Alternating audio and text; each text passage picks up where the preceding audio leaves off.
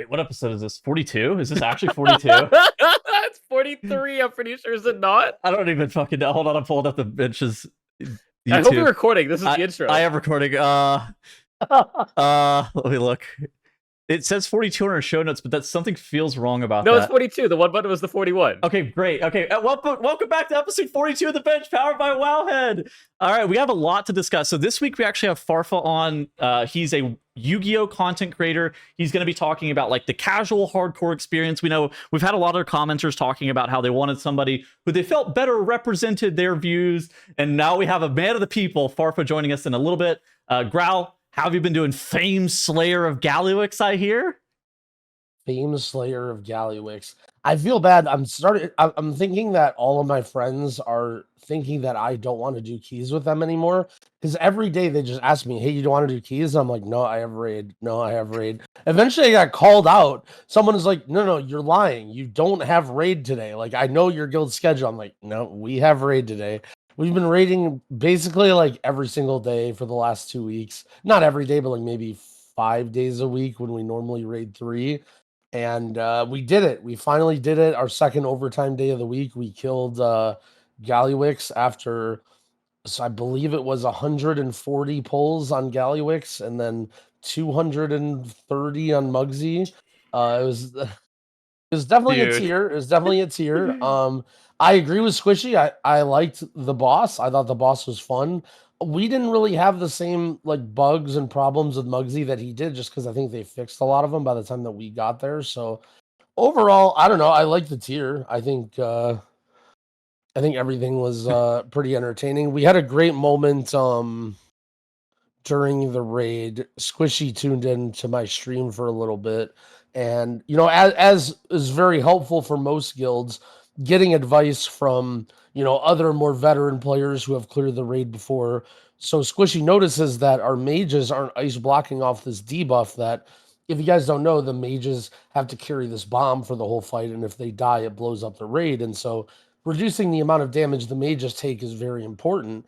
And so Squishy mentions, hey, by the way, if you ice block at a specific time, your mages cannot get this debuff that lasts for 2 minutes. Is really nasty. And I'm thinking, wow, this is great. This is something I can tell my guild, and this will help our success rate in this boss. And I mention it, and immediately our mages are just like, Lamau, I'm not playing ice block. Just heal my character. Just spot heal me. I'm not gonna die. And that was it. That was the end of the discussion. Was just, I'm not running ice block. Heal me. Squishy's like, if Squishy didn't believe or wasn't sure about any of the things that I've mentioned about my guild, I think he finally realized the depth of it. Then was like, oh wow, he really is rating in this guild, huh? I typed to Growl, Lamau healer problem GGs. Yep. That was the end of the conversation. Okay, so was Preach wrong about the raid tier? I guess now is the right time. Yeah, I think this is not only a reasonably challenging, like, good raid tier, but I think it was very fun. I think I am different from Echo because I didn't experience every single boss in the first 10 days of the raid. And so, you know, maybe the tuning then wasn't perfect, but also nobody else in the entire game experienced the raid in the first 10 days except for, you know, under 100 people. So I don't think that's necessarily a bad thing. Like, do I wish the tuning would have been better for the Race to World first? Yes, but it was sure as hell fine for me and all my friends who progged in it. So I don't know. I thought it was a great raid. I enjoyed it. Some problems, some hurdles, but overall, I'm happy that it's done. Can move on to bringing my mage to raid now because I'm going to be a mage main officially. Hell yeah. Jang B rising. Yup. Mythic Buster, now Mythic Raider. Oh man, I'm a little bit, I don't know, dude. I literally gray parsed on Gallywix on Dispriest. So, I mean, it's not even like I'm good at healers. Healing? So, dude, okay, dude, I don't know what it is. So I was talking to Drogo about this because Drogo, who's the mage in my guild, who also wants to play Dispriest, so we're kind of like switching for farm. And he's looking at logs, and he's like, what is going on? Every single log of the top 100 Dispriests are just all Omega Chinese Dispriests. Like, what is going on here? Like, there are no good NA or EU Dispriests. No, and I'm like, well, okay, so like, I don't know. Like, dude, I swear, I feel like I'm not trying to say that I'm the best player or anything, but like, Dude, I feel like I play perfectly, and I could barely even like scratch a surface into the amount of healing that these guys are doing. On top of the fact that Disc Priest has been nerfed like several times. There's also some nonsense going on with people doing some weird stuff with their kills. If you see on the screen here, there are some Chinese RMTing that's going on where people are killing bosses. Let me see, 17 times. So it might be one guy, one Omega guy who's killing the boss a bunch of times, but he's just the greatest Disc Priest in the world, so he's taken up 17 slots. I know before some changes, there was some Chinese Disc Priest build that people were doing where you drop Lenience, which is the 2% damage reduction, to do slightly more HPS. Is that still a thing? The thing in Mythic Plus. Sorry, I just got a very strange GM. Sorry, can you repeat the question? Uh, Something about lenience did you drop- HPS? I don't know. Yeah. There was a build where Chinese Disc Priests were running slightly more HPS with the loss of Lenience, which is yeah. Basically, well, you can do that a lot on Disc Priest of like sacrifice something that's more. Essentially, it's less good for your raid, but it looks better on the meters. Like removing DR for healing.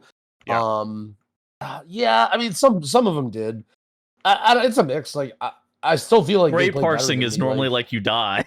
Yeah, exactly. Like to parse 6 on a fight where I was alive for the entire fight is like, yeah, you're laughing. Shut up. Like, I don't know. I'm thinking about the emote.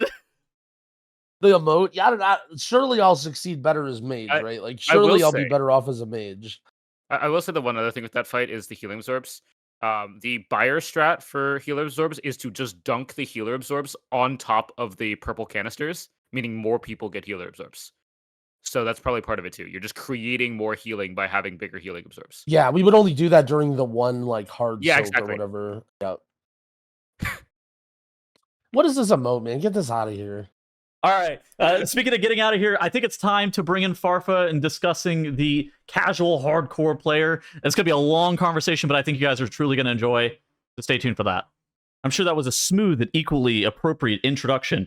We are joined by Farfa. Farfa, how are you doing today?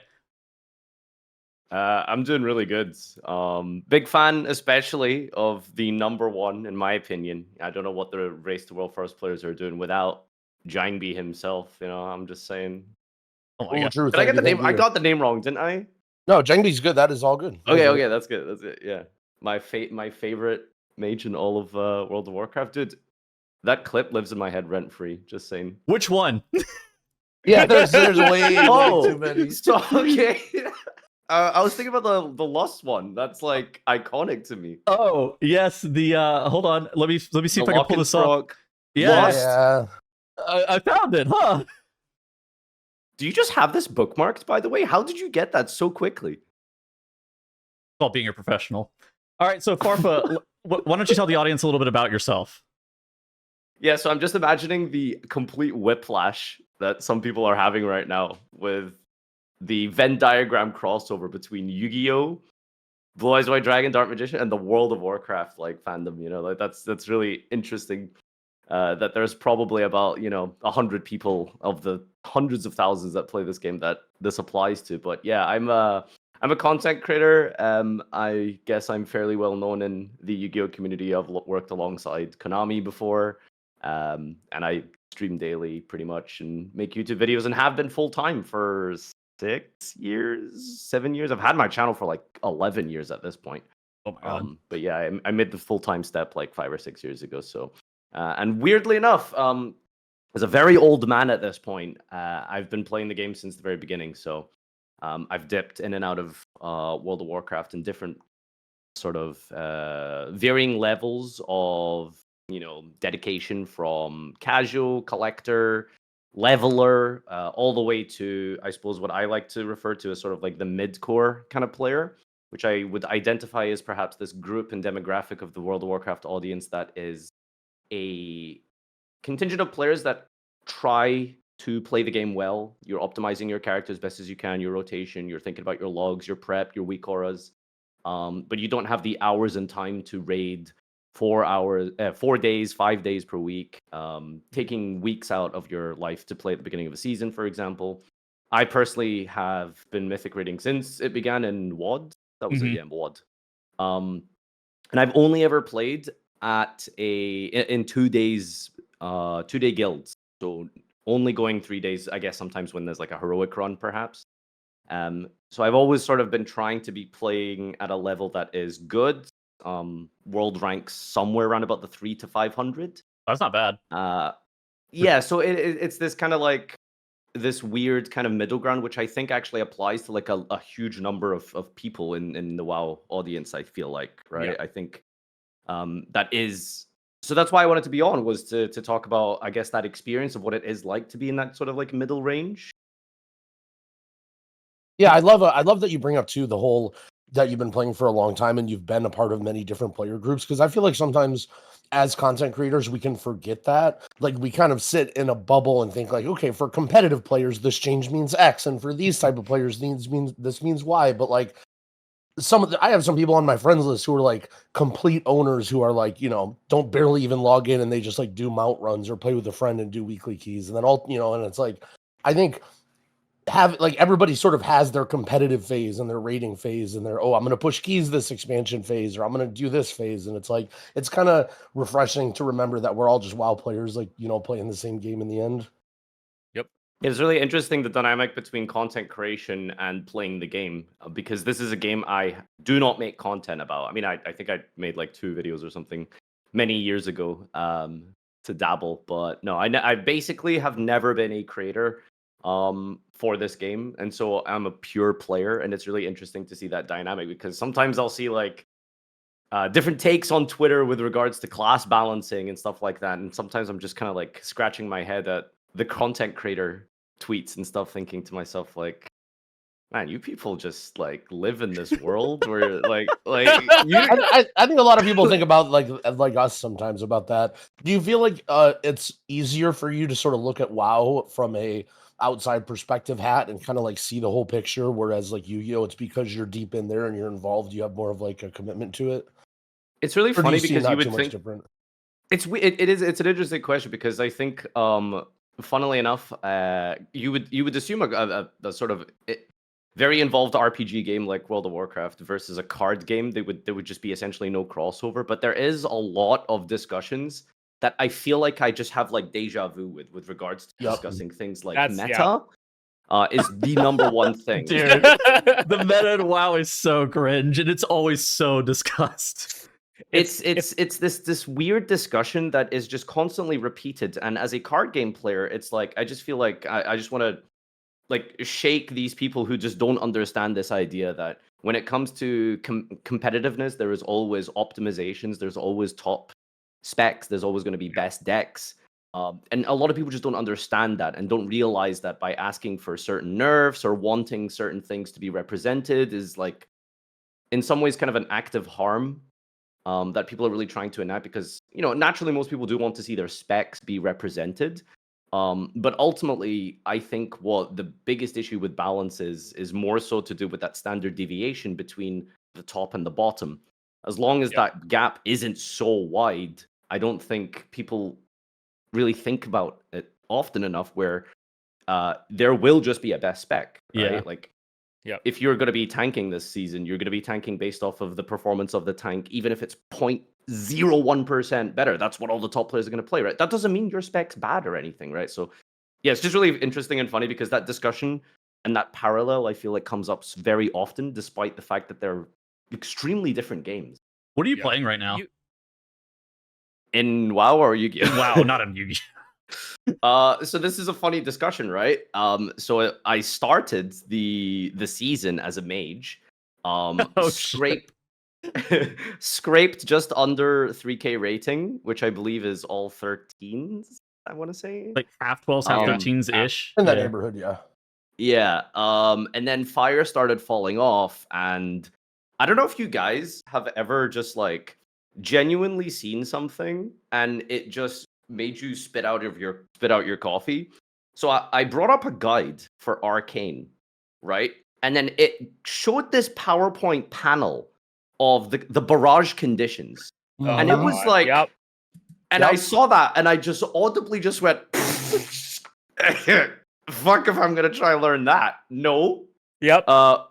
So yeah, as fire fell off, I kind of like started losing some interest in mage, and also mage is like this kind of weird spec where fire specifically, where it's like if something goes wrong, like your entire DPS pool is like tanked like during combustion or something. So I wasn't really a fan of that playstyle. So I'm currently, I guess, maining quote unquote evoker. I played it last season to a decent level as Og. So it's cool to play Devastation right now. Flame Shaper is basically unholy, just worse, but it's kind of Yeah. like that same feel. And then, funnily enough, which is the discussion we'll probably get into, is I dusted off my Demon Hunter because I want to join keys and get into groups. So I started some Ooh. tanking, and I also got 3K rating on my Demon Hunter. Nice. So I'm 31 on my Evoker, and I'm 3K on my Demon Hunter. It's awesome. Do you have mentioned any earlier- sort of goals set up for the season? Sorry to interrupt, but just No, you're good. while you're talking about score and stuff, do you have like, oh, I want to reach this or get to here, or do you just sort of play until you're not really having fun and then you kind of bounce? That's kind of the thing, right? It's really about, it's a team game, and I don't feel like I have the desire or the time realistically. You know, I became a father just under 2 years ago, which is one of the reasons I took a long hiatus between Vault of Incarnates to where we are now. Actually, I rejoined in this season. Oh no, last season. War Within. That's the expansion. Yeah, that's the one. That is the one. Yeah, so I came back last season, tempted by my friends and stuff again, and it's hard to set goals and stuff when you kind of know that you're only going to be playing alone. So all of this was achieved alone. Complete random people in the LFG system. And I think that is probably where a huge portion of the player base lives, is like in this like LFG purgatory. And so in terms of goals and stuff, I mean, I think I would like to probably get back into Mythic raiding, which should naturally snowball into getting friends, into making key groups and stuff like that. I don't know. It's like when you have a child, the time for setting aside for keys, like maybe I can spare some time in the evening, but you know, maybe he's like not feeling great today. He's up a little bit later because he's sick. During the day, you know, there's just all child related things that I can't, like, you know, I need to be attentive to at all times. Plus, of course, I've got my regular streaming and stuff like that. So goals is a really interesting question when time is of the essence. And I think that might be the issue with a lot of people, is like, how do you find people in a similar situation who just so happen to cross over at this exact moment where you're free, they're free, maybe we should make a group here type of thing. But I guess we'll talk about getting into groups. Yeah, I mean, at like, some point. what is your like general vibe? I know you mentioned you don't have time on like LFG right now. Like, how, you know, we always hear the stories, at least from our end, is like, oh my god, LFG is the most toxic thing ever. Like, people are leaving all the time. Like, what is your general vibe? Do you feel like that's true? Do you feel like people mostly don't say anything? I feel like people are mute. So here's the sort of like process that you go through. I've made an attempt on a couple of 15s, but what you'll notice is that there is this wall that appears between different sections. You know, you have the 10s, which is you're basically playing with NPCs. Like, these are just bots. Like, they're just other. Do you know what I mean? Fair and then enough. you get to 12s, and then around about the 12, maybe occasionally someone will ask for a route. Occasionally someone might pipe up and like call out like a specific interrupt, like, oh, I'll chains into your beam or something. And that's kind of it. But as you progress through to like 13, 14, you'll find that there's like more discussions being made, and more planning, I suppose, and it kind of is sort of like fixated around the route and stuff like that.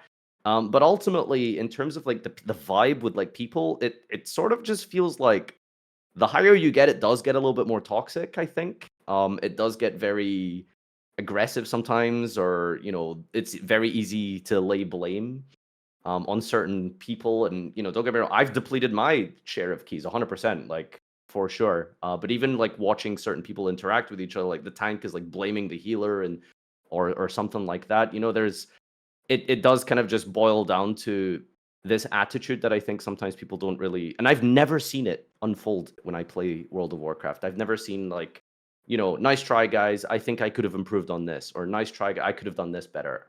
I don't see that happen. And so I guess it really is just kind of like everyone feels like it feels like we're all just living in this bubble of we're our own player, and then the 4 other people around us are these NPCs.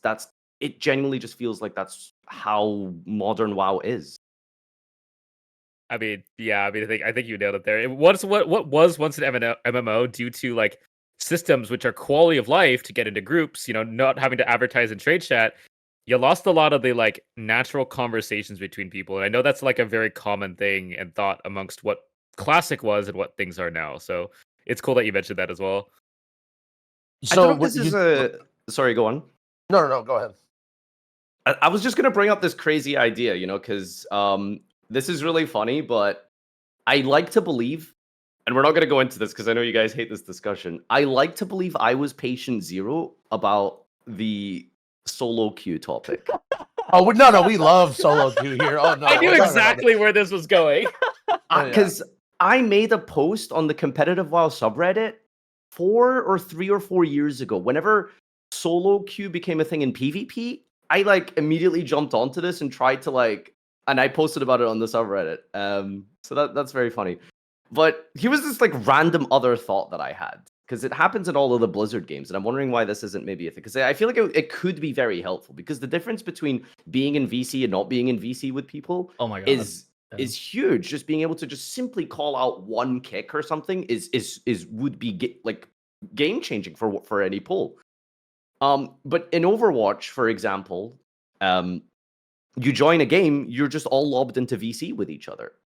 Would it be the craziest thing ever if you started a mythic key, you all got put into to voice together just through the in-game client naturally? Is that insane? I can see. I kind of felt like when I pugged, reeling here. No, it's. I kind of felt like when I pugged, at least the mindset that I had usually is number one, especially when you're playing with to continue on to the example, all the bots at the very low level. I feel like people generally just don't really talk, and also they have very bad voice chat etiquette, if you will. And so there's always the guy with his baby yelling in the background, and the guy who just coughs in his mic the whole time, and the keyboard going 24/7. So my rule when I pugged, I played a lot, was not on the first date. So if I go in a key and there's 4 people and I've never played with them before, I'm like, all right, we're not getting in voice chat for the first key. But if it this key goes well, hey, you want to do this next one? Then okay, now I know that these are at least, slightly a step above a bot sort of player. But I mean, I don't know. I felt like Overwatch as well. And it could be a rank thing, but I remember when it first came out, that was definitely a thing where it was oh, we're all in voice VC. This is weird. I feel like as of recently, over the last couple of years, when I've returned to Overwatch to play, that game is slowly becoming a bunch of mutes too. I'll join a game and it'll just be I'm literally the only person that gets put in voice chat, or it's me and one other guy. But it could be now I'm in Gold League or Platinum League or whatever, and nobody cares. I'm not quite sure. It sucks because, dude, voice chat is actually so OP for World of Warcraft. I think that in general, if you got these people who you were with in a dungeon that you're pugging into, you can probably do 1 key level higher than you would be doing outside of voice minimum, just because the ability to be able to get people that are coordinated enough to. You don't even have to be saying a lot. Just be yep, I'm kicking next. Exactly. And it's that's actually just a game-changing thing. I do understand the apprehension, though, of getting in voice, especially with people that you don't really know. Because the thing is, ultimately, it's an opt-in scenario, isn't it, right? There are settings that you can put just close on. it. Yeah, exactly. Yeah, if you don't want to be in voice, that's totally fine, I can understand maybe some people, because I've seen it happen in Overwatch as someone who was Diamond, I think, what season was it? Just when Moira was released, however long ago that was. Anyway, there would be some toxicity towards people who didn't join VC. I remember that. Oh, so yeah. So that could maybe happen in WoW, but this was just a random idea I had where it's you don't even need to be talking. Literally, if I go in as the tank and I just say individual kicks into my sigil, think about what that changes, because now you don't have 7 different overlaps of beam, stuns, kicks, which always happens, right? You see the first pull of Workshop, for example. If you don't actively talk about that, you're just burning everything on Global 1, and that's it. How do you do that as a pug? You have to talk about it, right? I don't know. Oh yeah, and just little reminder things too. I did a pug today, It was a theater, I think, and I had an arcane mage who, and now that I play mage, I can't really relate to this. He just really was allergic to the lust button. Like we would walk into a boss, have lust up, and he would just blow his arcane surge, and we'd be like pinging him and typing like "yo lust," like not being mean about it, but just like "yo lust." But you know, as a mage in your cooldowns, your vision's blurry, you can't see anything. Your rotation is like pounding in your head, and so. But then as soon as he comes to and his arcane surge is over, he's like, "Oh yeah," and then he presses lust, and it happened 2 different times where he uses his entire cooldown set outside of lust, and then realizes he should have lusted and then presses it. But it's like. If we were just in voice, one of us could have been like, "Yo, lust," and then like, he actually gets 90% of his value in his cooldowns or whatever. The same thing with just like, skipping mobs or walking by something or like pulling something. Like how many times in a pug does the tank has to stop and then type in the chat, "We're going to walk by this," and then everyone stops, and then it's like we just wasted 40 seconds getting by one mob when we could have just either killed it or like said something in voice to save it. And no, I 100% agree. Like voice is insanely OP for keys. It's one of those things too that, dude, the game is just like not that fun if you're not hanging out with people in voice. Like if you were just playing this as like a solo player experience, I'm really interested in Farfa's opinion on this. It's like if you're playing the game purely as a solo player experience, there's just like so much that you're not able to get out of the game as a whole, versus whenever you're just playing with like a couple of people and you're in voice together. That's some of the most fun that I have in the game, is just like having access to it. Doesn't even have to be a full 5 stack, but I think that like just even a couple of people is like a really big deal. It's really a big shame because after we killed Mythic Razageth, I think it was way back in Dragonflight, a lot of my closer friends in the guilds, like some people stayed, some people wanted to move on to a different guild, some took a break, and then trying to get everyone back together, like a whole expansion almost later, it was really hard because now it's go time, right? Like that day 1 of Mythic Plus, like key farming or gear farming for raid is like that's like the most fun part. But this dude has a guild group. This person has a 5 stack, and then it's like you're all just kind of spread out, and yeah, you're right. Like that social aspect is really important, and sometimes it does just feel kind of depressing, right? I'm just like I'm going through this loop of pushing, trying to push some score by myself, but it does feel kind of lonely after a while, right? Like you want to be able to play with your friends and stuff, but again, I guess it just comes down to that scheduling, Yeah, that's one of the worst feelings. You mentioned that because like you said, one of the most fun things is like, oh, it's a new season, my buds are on, we're all logging in, we're doing keys, we're getting score, we're getting items, and that feeling of like not having that group for the first time or when you expect it is like terrible. There's an incident of, I think it was last year, where we had a guy in our guild like literally crash out in voice because it was something similar of that lines where like his buddies weren't around or whatever, and he didn't have a group, and he's like showing up to first day of raid, and all of us were all playing together, and we all have our M+ gear, and he's like, "I can't even time a fucking 5 key," and he's like screaming in voice because it was like his first time. It's like, I'm laughing at him, but at the same time, I'm like, damn, I would be so bummed. Like if I got on for patch day when M+ releases and I have nobody to play with, like, damn, that would be depressing. That's how it was. Like, sorry to cut you off there, but that's exactly how I felt. Day 1 of this of season 2, my friends all had guild groups that I used to raid with. I don't have a Mythic raiding guild anymore. I'm just trying to pug. They've done their splits. They've got tier set. I'm this dog ass mage with like no tier, no trinkets, no bitches. Like, what am I supposed to do? Like, yeah, I mean, like even in organized guilds, there's that. Like, unless you have exactly you need 4 tanks, 4 healers, and the correct number of DPS, you're just gonna be lacking tanks, or you're lacking healers, or there's a group that's better than the others, and it's just like there's always drama, always. It's ridiculous. But hey, drama's better than complete nothingness, right? Like it's better to like no, way better. Yeah. So I don't know. I think it just is a case of like finding that step to like get into a guild and stuff like that. Which I guess I mean, the onus is on myself, I suppose. I just haven't taken that step. I don't know what it is. Maybe it just like it's this weird sort of insecurity of not living up to be as good as I used to be at my peak. Maybe it's just finding a guild that doesn't have such a wide disparity in skill, because that's sometimes one of the more frustrating guilds to be in, is like around about the world 500 plus. You end up in sometimes these guilds where you have like an insane mage and like a dog Dog, Disc Priest, and like a lot of the progression comes down to like waiting for the Disc Priest to learn the ramp, you know, like it's just the waiting room for this like one or two people, you know, that's kind of what happens at that level and a little bit higher. And having to go through all that again is oof, yeah.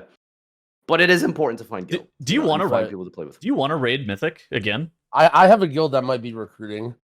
I don't think you want his guild. I'll give you the excuse that I'm European, so that's fair enough. That's my retort. Mythic raiding, like this is almost like its own subject, but Mythic raiding is a massive jump to just doing heroic. It is huge. The prep involved, the weak auras that you gotta install, the liquid reminders that everyone is using these days that you gotta time. If you care about your class, you want to be checking logs and checking to see similar DPSers that are on your class. When are they using their cooldowns? What are they holding for? Et cetera, or if they're holding at all. You know, so there's so much prep and stuff involved with Mythic raiding. And again, I think it's just a case of like very specific hours that I can really sit down and play the game at. You know, I'm sure there's a guild out there. Perhaps if I look hard enough, I'll find them. But yeah, like I have that itch, you know. It feels really good, you know. To like, I used to be a Parsandy, you know. I used to be really obsessed with getting the perps, getting the oranges. Oh my god, that guy. Yeah, but that's the thing, right? See, this is the problem when it comes to finding a good guild. You have to be a Parsandy to get into a good guild, because if you aren't trying to perfect your parses, a top like 100 guild isn't going to look at you, right? Like that's kind of the reality. Yeah. It is what it is, right?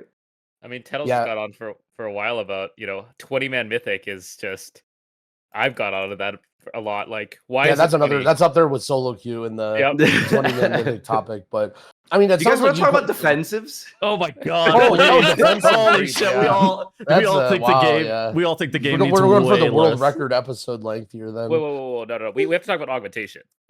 Oh yeah, Augmenter's been real quiet. It's been a topic that everyone is happy to move on from lately. Unrelated, they hotfixed Aug today. I don't know. They fixed the bug that was making them do too much damage in their breath window. Really needed that nerf. I heard about that. Yeah. Oh yeah, we needed a nerf Aug. But also, have you heard the Aug? Is that sarcasm? Because like that spec was doing tank damage still. Yes, like, it still is. Okay. Okay. I used to play Aug. I played Aug last season. Yeah, you know? I did too. So... But there's an Aug meme build right now. Have you heard about it? Not what for? No? Okay, what is it? You don't run Breath of Eons. Oh, that's the bugged one, right?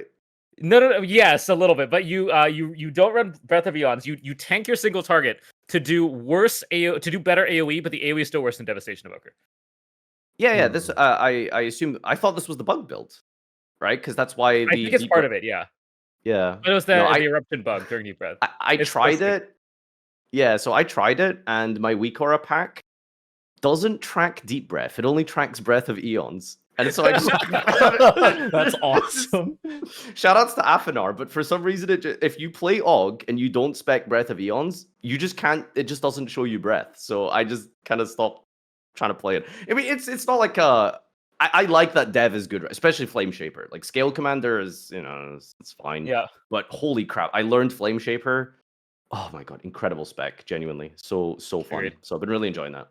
Yeah, the weak aura thing reminds me of I do weak aura packages for healers, and it'll literally be like months into a season, and someone will report like a bug. I'm like, how did nobody find this? And then I'll stop and look at their build, and I'll be like, how did you come up with this? Why are you running this combination of things in order to find this bug? Like, do not run this ever. But one thing I wanted to talk about a little bit, since you mentioned being out in the streets and solo pugging a bit more this expansion, is one of the big changes from season 1 to season 2, and from season 1 of this season to other expansions, was the jump from 11s to 12s, where you sort of remove the affixes. Everything got a lot stronger. That was like a massive pain point in season 1, was like that ramp of trying to move up naturally, and it felt like you kept getting stuck. How did you feel? And any like comments about how it was pugging in season 1 around that 12 level, and if you think there's any differences, or how you feel about the system now with regards to key levels? I don't really remember exactly the jump in the first season. This season they toned it down, right? They scaled it back A a little. lot, yeah. Sounds like Yeah. you probably are pretty good then. You don't remember it that much because I remember was- a large portion of the player base was like, I quit. Like this was so bad. Wow. In season one. Okay. So again, like I said, I was playing Og in season 1, so I guess I was kind of a passenger princess, right? I didn't really, So I guess I didn't feel it that much. But in terms of like the wall, even like now when you look at like some of the walls, I think for like the thresholds between like 12 to 13, 13 to 14, like these are kind of like these big gaps that you'll find in the player base. I think like sometimes what I notice is because I track my group's defensives and stuff like that, and like as a DPS I wasn't really thinking about it, but as a tank I started to think about more about my group's defensives and stuff like that, and it's really insane. Like you just see people are just not pressing their buttons. Like that's all it really comes down to. Like to survive a mass AoE like 12 key, you can probably just not press your defensive. You can probably just get healed through it. At least this season. But like a 13 or a 14, if you don't press defensive, you're gonna die, right? Like, and you see that more now that I've been tanking. I've been tracking like my group to know how much I should pull, if I should go big and stuff like that. Yeah, so I think that's like just one of the gaps that sometimes like I guess players don't see is like you just gotta press your buttons, I think we've talked about pressing your buttons a lot. I mean, they talked about pressing your cooldown on cooldown. Like, a lot of people just don't press their cooldown. They save it for the boss because it's the next pull. Then the current pull takes 2 minutes and you would have got it back. So I totally agree with that. Yeah, no, and so like that is the biggest thing that I find in pugging is like mismatching cooldowns between each other. You'll have like some sort of like smaller pack that doesn't need that much, but like everyone's 2 minutes have lined up, so everyone just fires off their cooldowns.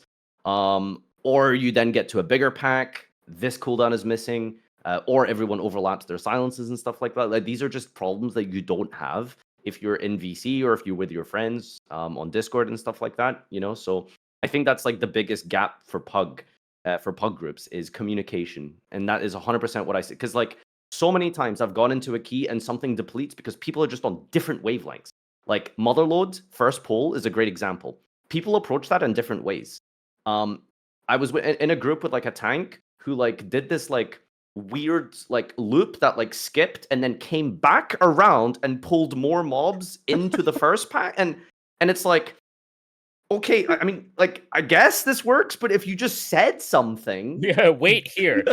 right? Yeah, like it was mind-boggling, and I just think like if there was a word to describe the difference between like the 10 to like 12, 13, 14 range is like people aren't talking to each other, or at least not properly communicating what their intentions are. How do you get in? What do you have like as advice for people to like get into groups? Because I feel like that's like the biggest struggle for most people who are just like, yep, I'm gonna just try to apply to all these groups and I'm gonna eventually get an invite. It's just law of large numbers. Eventually, surely somebody takes me, this poor dev evoker. I'm 3KIO, pick me.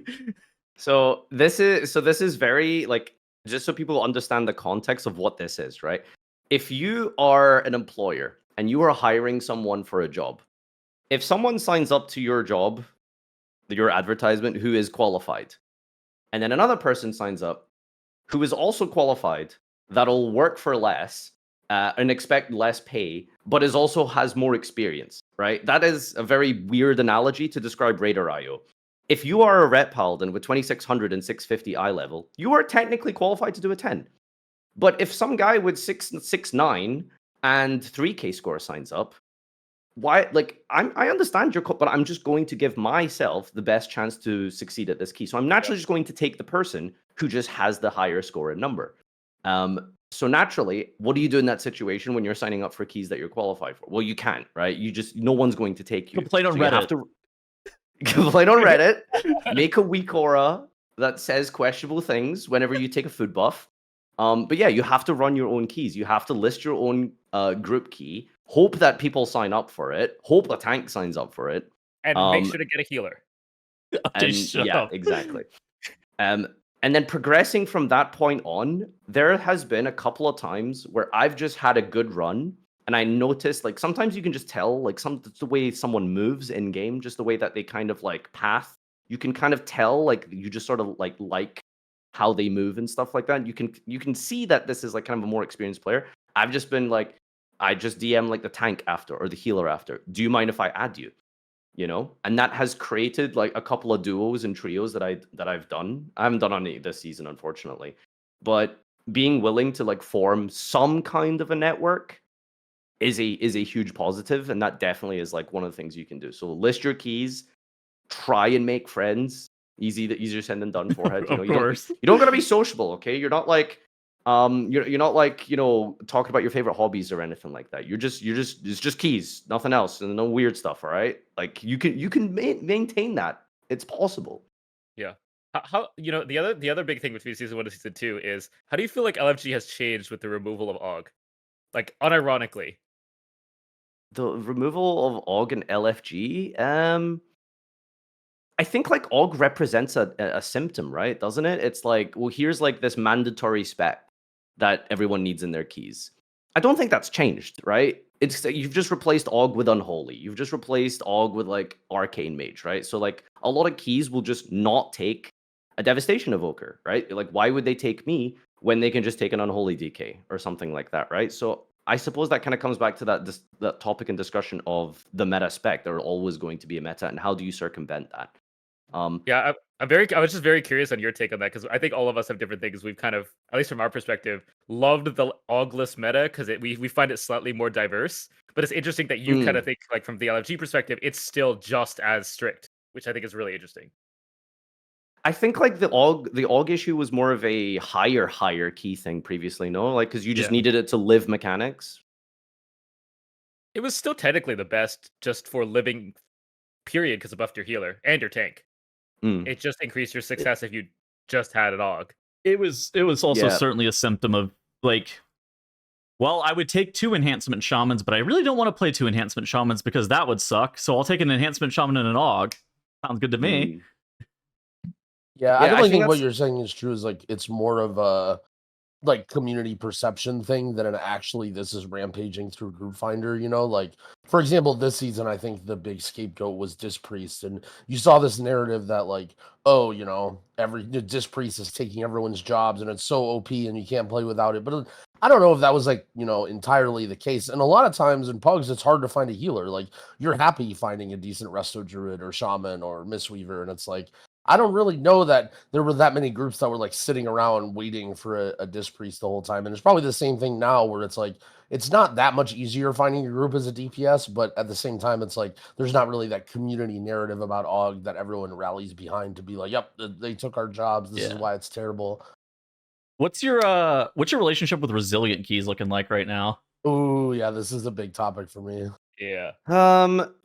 So resilient keys, I feel like have a lot more of a different issue than you guys have. So I can tell you from my perspective, resilient keys are obviously a net positive. Like that can never possibly be a bad thing, right? It is obviously, of course, a net positive, but I don't think intrinsically they're dealing with the issue of and the problem of M+, which is this fear of failure, right? Like, why would you take a risk on a Shadow Priest when you could just take an Unholy DK or something, right? Even though he might be really well geared, even have high score. It's because there is no failsafe when you run a dungeon. Resilient keys seem to have tried to alleviate that issue, but I don't think that's kind of what they really have done. This is the process for me as a dev evoker. If I want to try do 14s, I'm not getting into 14s. Very rarely I'll get into 14s. If I do, it's Motherload for some reason. I don't know why, and I've failed that key like 6 times or something. I don't know why. So this is the process. I have to play my own 14 key that I get at the end of the week.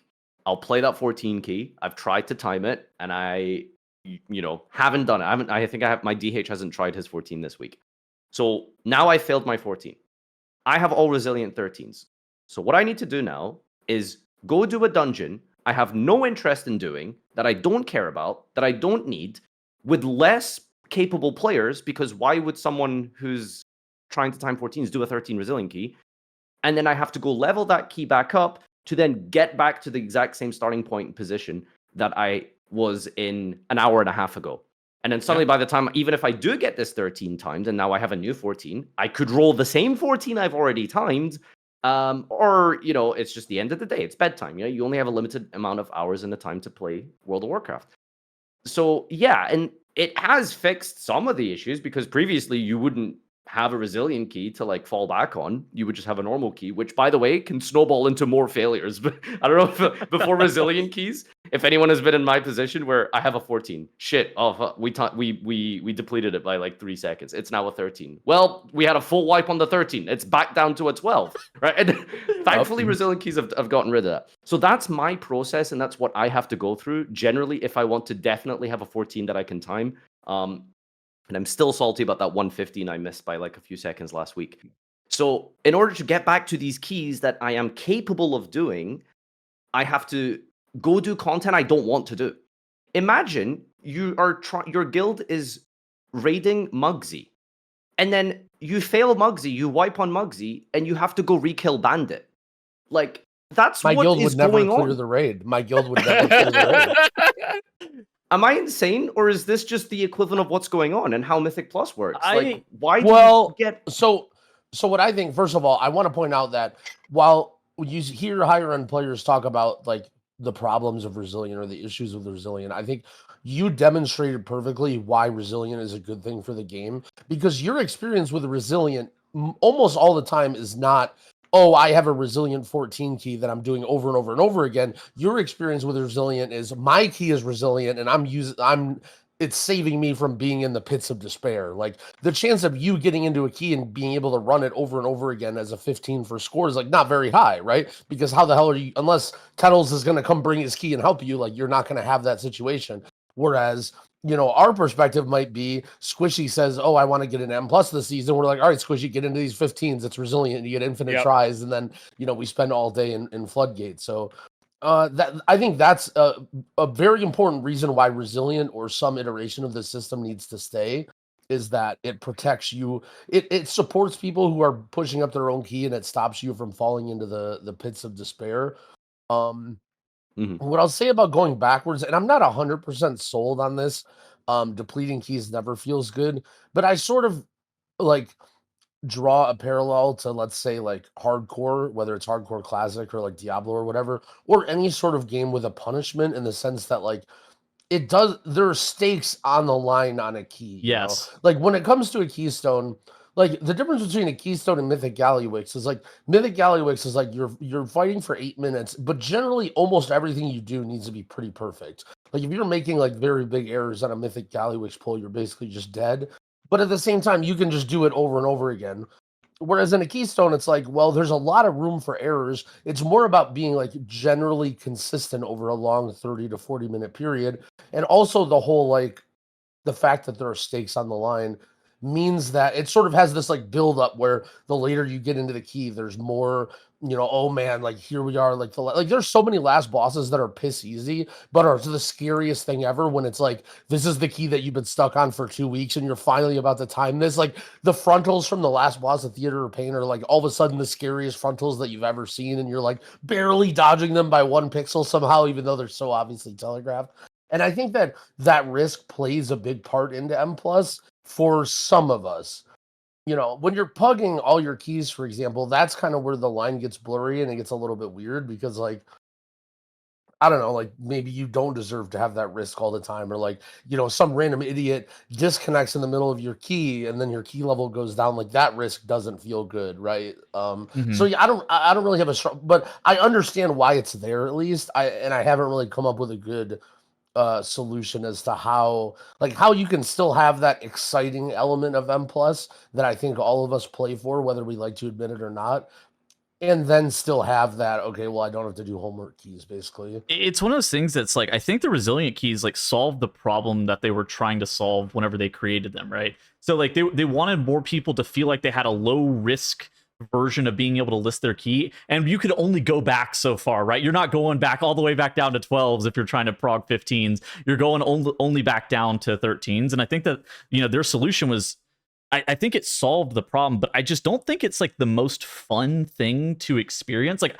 I was pugging some key on my LA Shaman today, and somebody had like a resilient 13 Cinderbrumetery, and then the Disc Priest dies to aggro on the first pull while the tank is gathering, lays dead, requests us to reset the dungeon. Like, the key's still timeable. Like, my healer can release and walk 5 steps forward, and then we can kill the first pull off, but instead he's requesting, like, to reset because it's resilient, and it creates this, like, weird lack of, I think Growl used the correct term, like, stakes on the line, and I don't know if I think the resilient system is close. I think it just needs a little bit more cooking, because it's like, it solves the problem where people wouldn't in the past like even list their keys in LFG. I know that EU is a little bit better about like listing a bunch more keys in LFG, but in A, people just like will not list. If your key matters at all, you're not listing it. That's just kind of the rules. Yeah, not to derail too far, but like there was a similar story that I had where I was pugging a mother load, and we do the first pull where we like skip by some mobs and we kill the stuff before the Peacekeeper, and then we try and jump over the wall, right? That wall jump that people do. And we have a Ret Paladin on our team that messes up the wall jump and pulls the pack of assassins, right? Ooh. And then he leaves the party. And then I'm like, what? Like, this guy literally just messed up a skip. We're 2 minutes into the key and he leaves the party. And I'm thinking, what an asshole. And then I type in the chat, I'm like, did that guy really just do that? Like, did he just pull that and leave? And the group leader goes, nah, my key's resilient. That guy sucked anyway. I just kicked him. We'll just get somebody else. And I'm like, whoa, like, wait a second. So the guy Plot messes twist. up a skip. Yeah, and he wastes 1 minute in a key and your key's resilient. You're like, yeah, fuck this guy. Let's just get somebody else. I'm just like, dang, like, I don't know. The streets are definitely different with resilient keys now. It's a dynamic that, again, I don't know, good or bad, right or wrong. Like, it's just different, right? It's a very different experience now when you get into those keys. I do feel like, again, this is a little bit of a high-end WoW player, content creator, not first world problem, but like people like me end up getting into those keys. You're in your more ivory often. tower. We get it. Yeah, well, because I have people that are higher score. I have alts that are way higher score. I have a bunch of mythic rating gear. So like I end up in these resilient keys a lot more often, where I assume most people, unless it's their key or their friend's key being resilient, which feels very earned, you're not in those keys in Group Finder most of the time, I assume. Yeah. Okay, like, so I wanted to like. Sorry, go on. I was gonna say the last thing. I think the biggest thing is it solves the problem for pugging, right? Like for you, I think it at least moves the bar up of your floor. But I do think they need to solve it for the what the top keyers are probably doing, where they just boost somebody to like 15s or 16s, like where it just happens all of a sudden. So go for it. Well, so I just wanted to like try and understand your argument. So you're saying that it's fine that keys deplete into content you have no interest in doing or want to do because it's exciting when you do it? Correct, No. basically. At least well, okay, you're saying it's okay. I'm not necessarily saying I love that, you know. Okay. But did you end up playing any hardcore classic, or have you played like hardcore PoE or anything No, like I that? haven't. No. So yeah, and again, a lot of people have no interest in that and don't understand it at all, but it's one of those things where like, do you want your character to get deleted and have to start over at level 1 and do all the same stuff again? No. But it enriches everything that you're doing on that character to the point where like it feels like there's something interesting and there's something on the line all the time. And it's like, I feel like key depletion is a smaller degree of that. And so yeah, I think, I feel like it makes the highs higher, basically, I right? mean, that's always going to be true, no matter in something that has an sort of this invented scarcity, right? Like irrespective of if it's a good high or a bad high, right? Like you could imagine it if it worked the same way with mythic bosses, which by the way it did. There was a period in time where you had limited attempts in raiding. Well, and that's sort of what they were trying to accomplish with that too, right? I guess you're right. Which, people did not like it. It got removed, and it hasn't been in the game since. So, right? Well, think about it like an MMR system. It's like an MMR system, right? Your score can't go down, which is fair. Like, I don't think your score should be going down. That's ridiculous.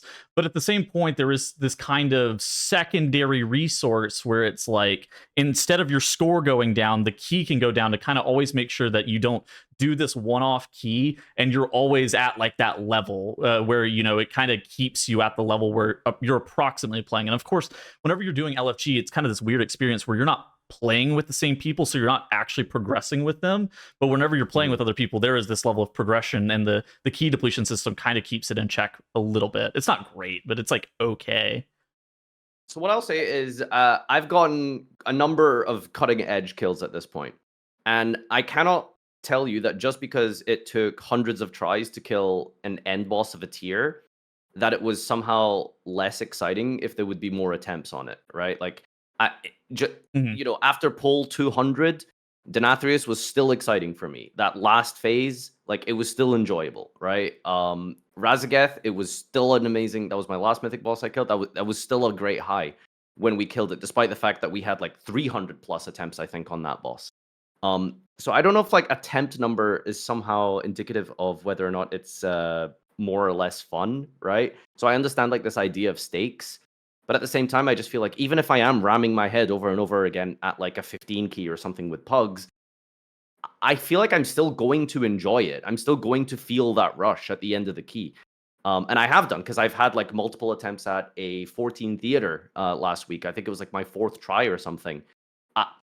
Like you said, those charges on those, they become the scariest things ever, right? It's just move out of the way, but you still feel that rush. So I'm just wondering if it's this case of the WoW community conditioning themselves into this line of thinking where it's always been this way. This is always how mythic keys have worked. So maybe we should just keep the system and it's fine, right? That is what I was gonna say. Yeah, like, oh, it's, you know, it would be too fun if you could just keep doing a key that you need, right? Like, why do we think this way? Like, what if I want to ram my head and do finish these 14s that my character needs? Why can't I do that? Why do I have to go do content that I don't need for an hour and a half to get back to that point? Right? It's the same way when you play Elden Ring, you just keep doing the boss until you kill it, and it's just as exciting, I feel. Same with Mythic rating. I just don't know why have we conditioned? I just want to know why we think that it's not good. Why should you not be able to do that?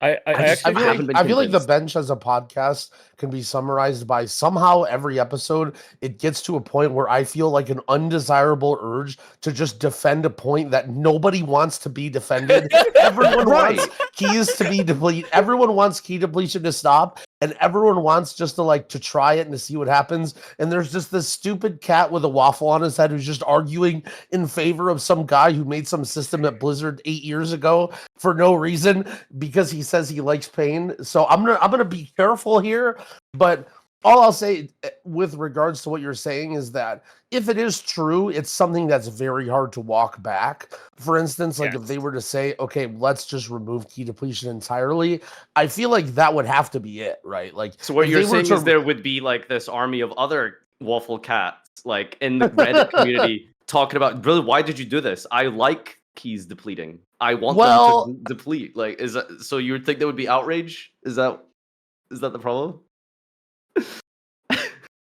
So all I'm saying is a common thing that comes from especially smart problem-solving competitive players is taking a process that, while it's fun to do, it's also fun because it's an experience and there's lots of highs and lots of lows, and that's what sort of creates these memories.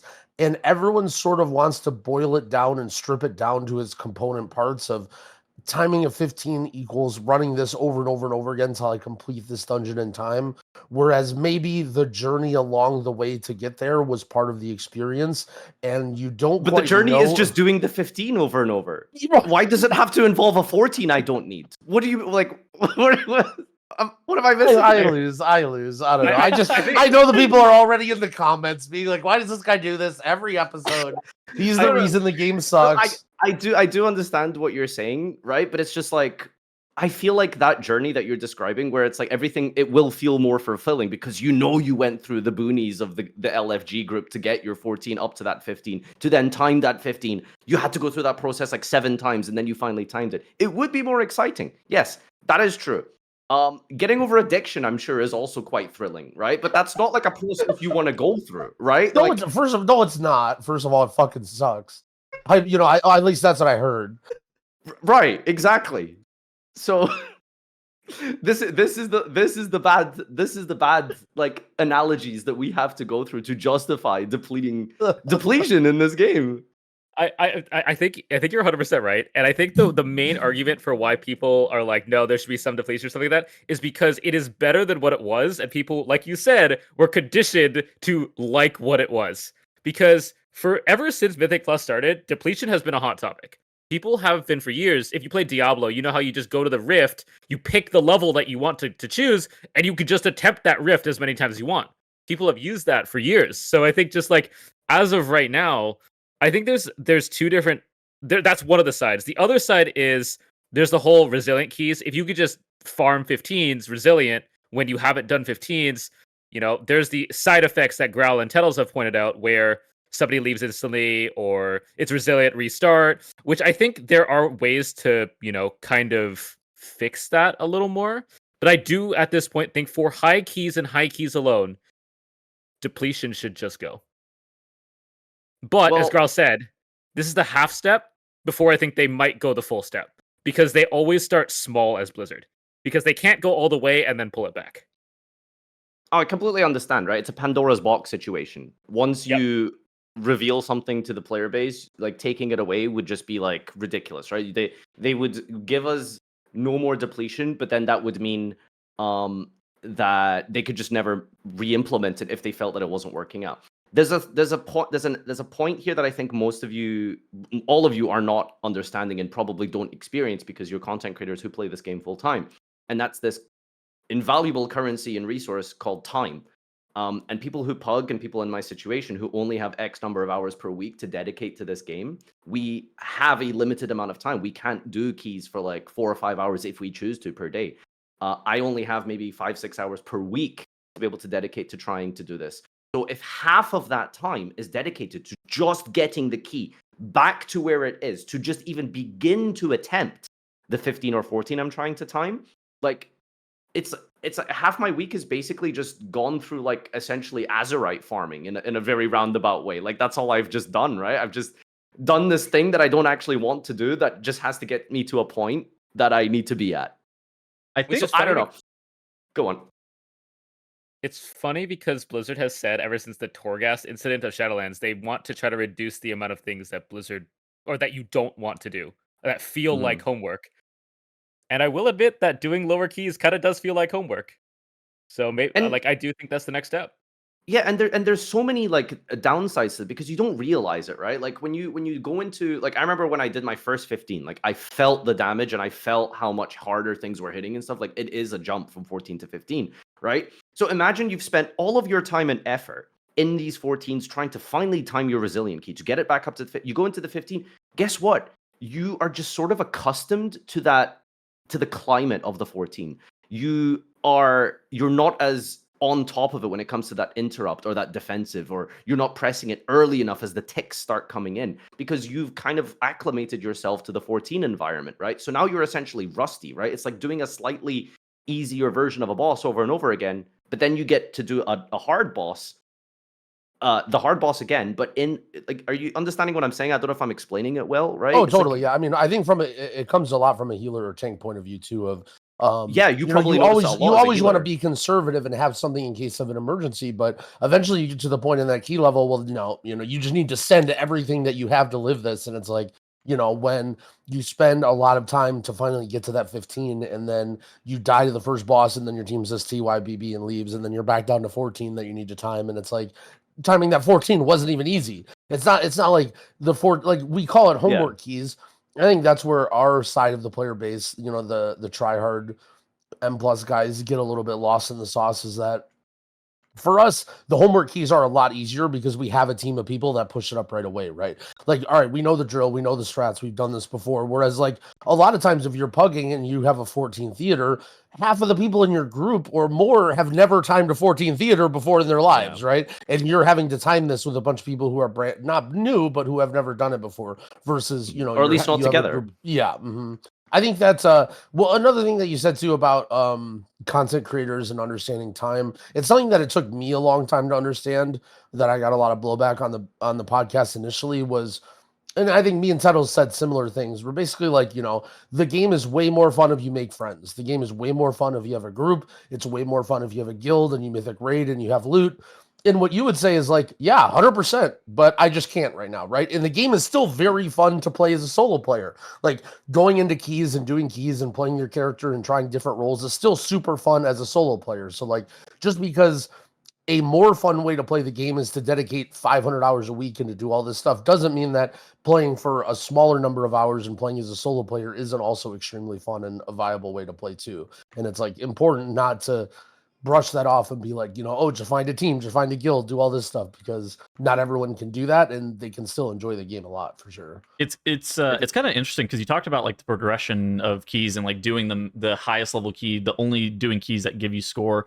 I think for me, it's a little bit different. For me, it's like the replayability of the system is the part that I like the most. It's not only about getting the score, but it's the process of which you are able to kind of get that score that kind of creates a lot more longevity in the system, I guess is the best way of describing it, where I'm not just sitting there ramming my head against a key that's maybe doable, but it's not really feasible at this point, right? Where at least, depletion kind of artificially deflates the max level of key that you can do because you can't just run it over and over and over and over again.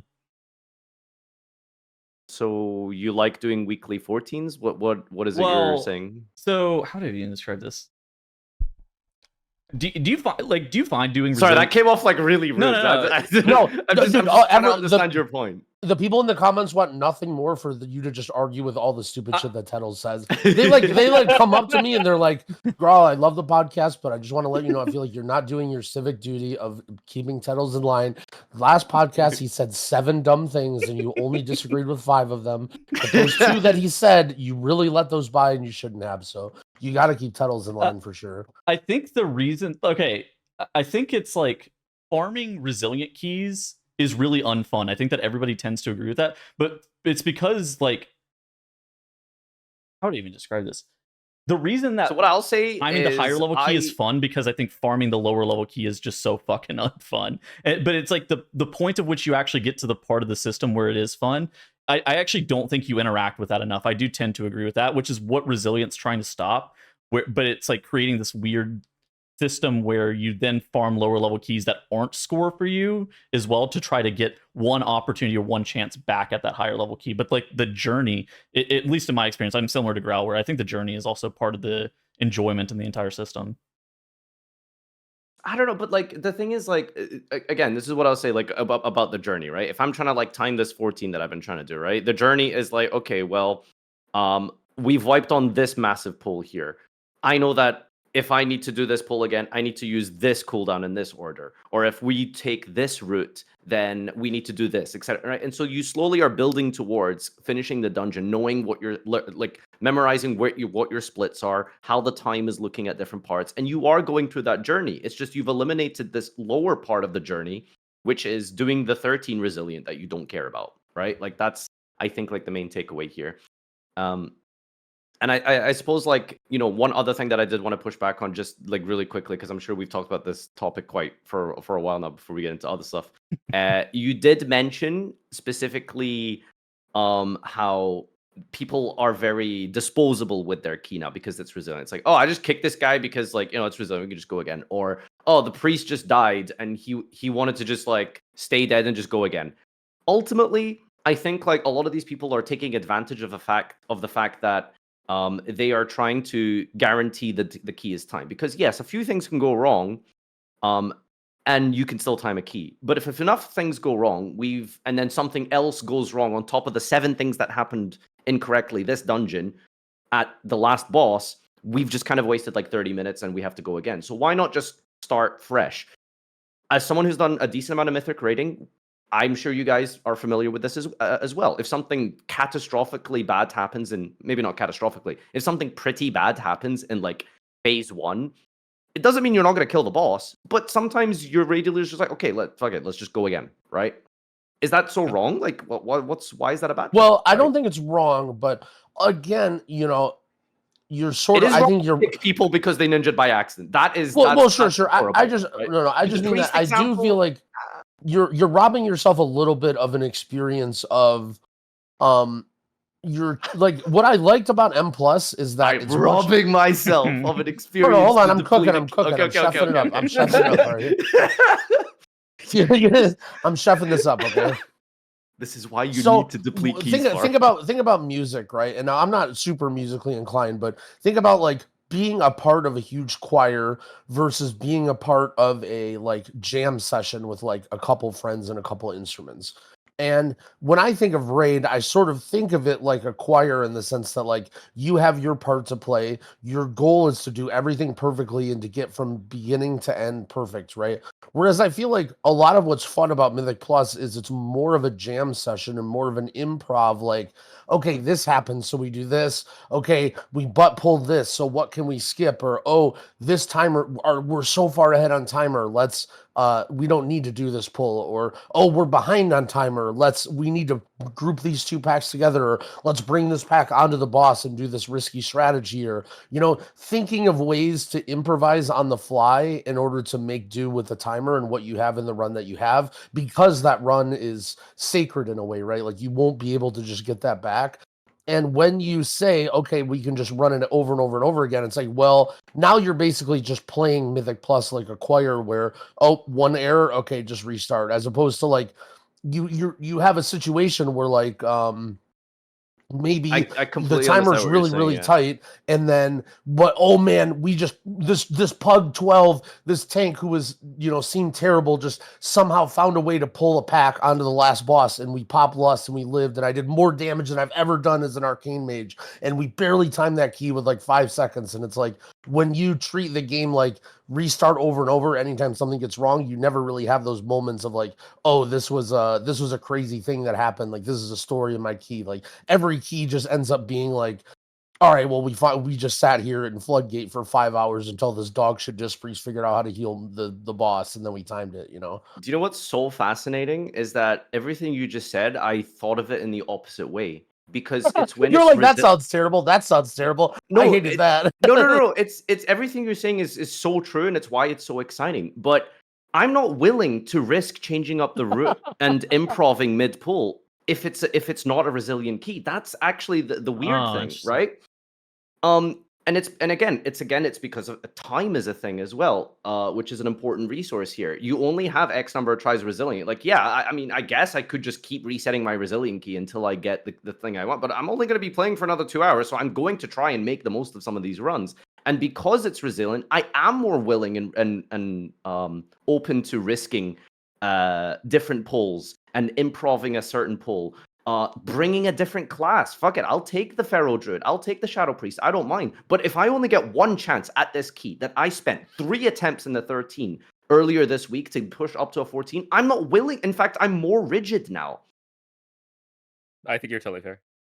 Yeah, you're right. That's a very good point. That's 100% correct. Yeah.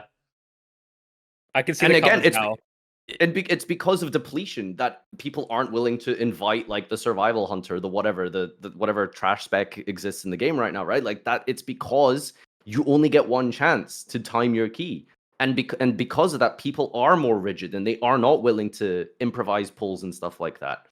I do worry that if you gave people the ARPG formula where you just kind of have everything released all at the exact same time and there was no restrictions on any of it, and you just like were able to do the maximum level key that you could do at 668 item level, like very early on in the season, if that wouldn't make the season like die faster, right? Because people take breaks from the game from one reason or another. Everybody takes breaks from the game.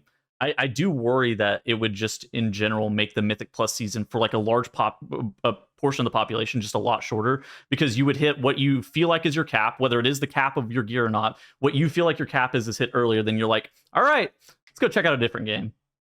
Isn't that just artificially extending the season though? Is that Blizzard's job? No. So there was so this is really interesting because like I mentioned at the start, I played since the very beginning. There was this period between Legion to where we are now, where we were in this constant purgatory of waiting for the game to get good. Here's Legion's problems. Legendary acquisition, right? Like, you guys all know this from Borrowed Power. Legion's was in a fantastic expansion, but how you got the Legendary sucked. They waited until the very end of the expansion to fix the problem, then it was good. Corruption, same story in BFA. Shadowlands, Covenants, same story. They wait until... Yes. This whole process, almost a decade, is just waiting for the game to get good. And what was the root cause of that? What was the main issue there? It's to artificially increase logins, playtimes, to just make you keep coming into the game and logging in for longer, so you play for longer. Ultimately, they've dialed back on that, and they've just decided, what if we just make the game fun and enjoyable, and then people will want to log in and play it. Yeah, I guess you're right to an extent. You are going to be playing more to try and get these keys timed, because you have to therefore invest more time in doing all these keys and doing these resilient keys instead of if they were just non-deplete. I get that.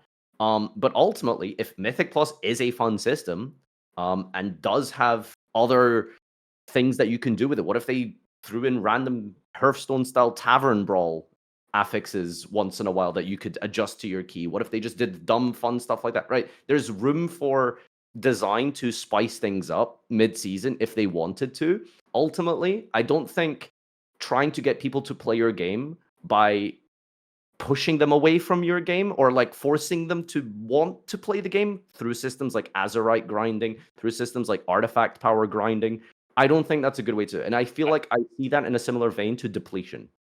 I would agree with that. And to Tettle's point, I think the Season 2 Turbo Boost is how to increase playtime without making it seem like friction. Because what you're doing here is people are going to come back because the top level keys are now going to be increased in 2 weeks, which you could argue is a very similar thing, but from a mentality standpoint, it's much more positive in that vein. You guys Is kind this of feel 'cause like the it's eye-level almost upgrades? de-incentivizing you to play. Like for me, it feels like almost pointless to kind of log in right now because like, well, Yeah. in 2 weeks, all the eye levels are going to go, or like whatever weeks, like the eye levels are going to go up. I'm going to get Dinars. They're going to add corruption. It feels like, I mean, obviously I can log in if I'm like bored and I want to play, but WoW is a very rewards driven, like goal driven sort of game. And it's like when I can just wait, like, I'm not saying, oh, you should never have this stuff, but when it's this close or it's like mid season sort of things, I don't know. It's lots of kind of a weird taste in my mouth for like how I feel about, like, I don't know. It's a 1%er thing. That's That's the issue of like I'm chasing a percent based goal, or like I'm chasing a place in the Hall of Fame versus I'm chasing like the static reward, which is like getting cutting edge or getting 3KO, because those are always going to be like similar-ish difficulty, right? Like they're only going to make the bosses easier. They're only going to make the end bosses easier. They're only going to nerf them. They're never going to buff them. 3KO is going to be what 3KO is. So it's one of those things that it, like, by waiting, like you're saying, that's more of like a, you know, I can only play the end of the season because I'm trying to get the 0.1% Mythic Plus title. That's like a really high end thing, I feel like, Growl. For me personally, like I log in deep into the season because I still have things to do. I like playing my alts. I like trying a new class. I like trying a new spec. I've always had reasons to log in throughout a season. I'm sure there's plenty of suggestions as to how you could get people to log in throughout a season that aren't just goals oriented, or maybe they could be goals oriented through other forms. I brought up the Hearthstone Tavern Brawl thing because card games and stuff, but that's something I've always kind of liked, was having things get mixed up. If they had like random affixes that were just totally, what if they brought back, maybe it's not a good example, never mind, but imagine theoretically Prideful was the affix one random week or something, like, right? Just maybe the more fun ones. He's cooked but too far. If they just did like random mid-season events like this, it could be like something interesting to keep. I don't know. I'm not a game designer, but I'm just saying, like, I think giving people a reason to log in is better than giving them a reason to not log in. I completely agree with that. Like, I think the funny thing is, you said Prideful. The funny one was, like, I was gonna be like, Tettles, if they made a new affix for a week that was Zalatav's Void Reaping, and they just brought back the Reaping affix for a week in, like, you know, up to 12 keys, you'd probably do a key or two of Reaping. I probably wouldn't, but it's like I think the balance. I think you would do almost exactly 1 or 2 keys, right? I'm Like, so be like, brainwashed. Like, it's like I'm so conditioned to not want to do stuff like that. I don't know. I think, but that's you, right? Like, I think the majority of the player base would love to do a week of Reaping versus whatever we have right now. If they're at those keys, yeah, I don't know. I just feel like Well, I still stand by that. I think WoW is pretty rewards and like goal driven, even for like lower level players. Like sort of what you mentioned is that their goals are just let me complete the raid at all, let me get 3K score at all, or all time 14. Get an AOTC. It's like a static Where, level. whereas Yeah. mine is relative to the other players. That's why it's maybe more impactful for me that this period doesn't matter. But Yeah. I don't know. I do feel like from talking, like now that I have more people listening to what I have to say about WoW and like talking with a lot of people about WoW, that rewards are the most number one important thing across every different player. Like whether you're super casual, you're high end, whether you're anywhere in between, like you care about the rewards, you care about your items, you care about your titles and your achievements and what you accomplish. Like that, if you at least in an MMO, I think that's what people care about the most. Farfa, what the fuck do you do for gold in this game? Do you just swipe your card? I boost. You do boosts. Is this a bad thing? Shit. No. No. I think it's one of those things that it's like normally seen as like a very high end player thing that they sell boosts. Oh no, it's super easy to get into. You just need to get a certain score, you join a community, and you just sign up for boosts. And you get paid like I think like to be clear, this is against the rules, by the way. It technically is against the terms of service. Wait, what? When was the Gallywix ban? Hold on, I'm googling this. I don't know, 2019. Right, well, so while Squishy does this, basically like over the course of like BFA and Shadowlands, basically they determined that having people purely just spam bot advertise trade chat for all like in every single town and then funnel people towards communities was bad. And so they came up with some really stupid like rule that was basically like if you're advertising for boosting, then you have to be in the boost. Like if you're saying, oh, I'm selling Mythic Gallywix or I'm selling a +12, that guy who's in the trade chat who's advertising has to be in the run, which is the rule that they made to sort of try and stop communities from being formed or whatever. And so for them, like a lot of the communities dissolved, but as you mentioned, they just all propped right back up. And yeah, so in case people don't know that, I mean, I'm not trying to hide anything. Like it's I not remember like I remember something like that happened, right? I think it was, like, was it Shadowlands or something? They did have this huge thing, but then like it just came back, and I guess I just went with it because like I'm not spending money on the game outside of myself, like right. So like when Tunnels mentions the high end boosting, like that's should I plead the fifth? Should I just like stop talking now? No, they're not coming after you, bro. They don't care. Yeah. Okay. Well, yeah. So if you must know, it's just it's very simple. A +10, I think, was giving cuts of almost 50k per run near the beginning of the season. So try to get as many of those in as possible to carry me over for my consumables and all that stuff to the next season, and just repeat. That's what I do. Was that part of your incentive for? Was that part of your incentive for playing tank too? Like getting into boosts easier and like having groups and stuff for that, or was that just no, not for boosting? No. Okay, that's something that's pretty common. Is like there's a lot less. I think tanks and healers for boosts, and a lot of people switch to tank and just like boost 10s for gold. No, that makes a lot of sense. I think like one of the incentives to playing dev was mail is like not rare, but it's definitely not as common as like plate and leather stacks. Yeah. So sometimes when people need like mail users, like it's very easy to get in as dev. But yeah, that's basically it. When I was in raiding, and I used to get raid logs. By the way, it's really funny. I have not stepped into Heroic Liberation of Undermine, and I have 3100. Like, is that normal? Wait, really? Like, I have not set foot into Heroic. Even normal, I think I've killed like 6 bosses. Is there not? Do you not feel incentivized to because of the trinkets, or are they not as good for dev or whatever? Because I mean, they're great. No, I feel like you see everything that you've set up to this point has been intelligent, has made sense, and it sounds true. But here's the thing, right? And this is where you're just not going to relate to everybody. Is you have the superpower of looking at something in front of you and thinking, yeah, this might be better for my character, but I just don't really want to do this right now. This isn't fun for me. And then doing something that's fun for you. Us WoW players, we don't have this ability. If there's 2 options and one path is fun and one is a 0.1% optimal upgrade that's completely not fun, I'm already halfway down that hallway ready to get my upgrade, all right?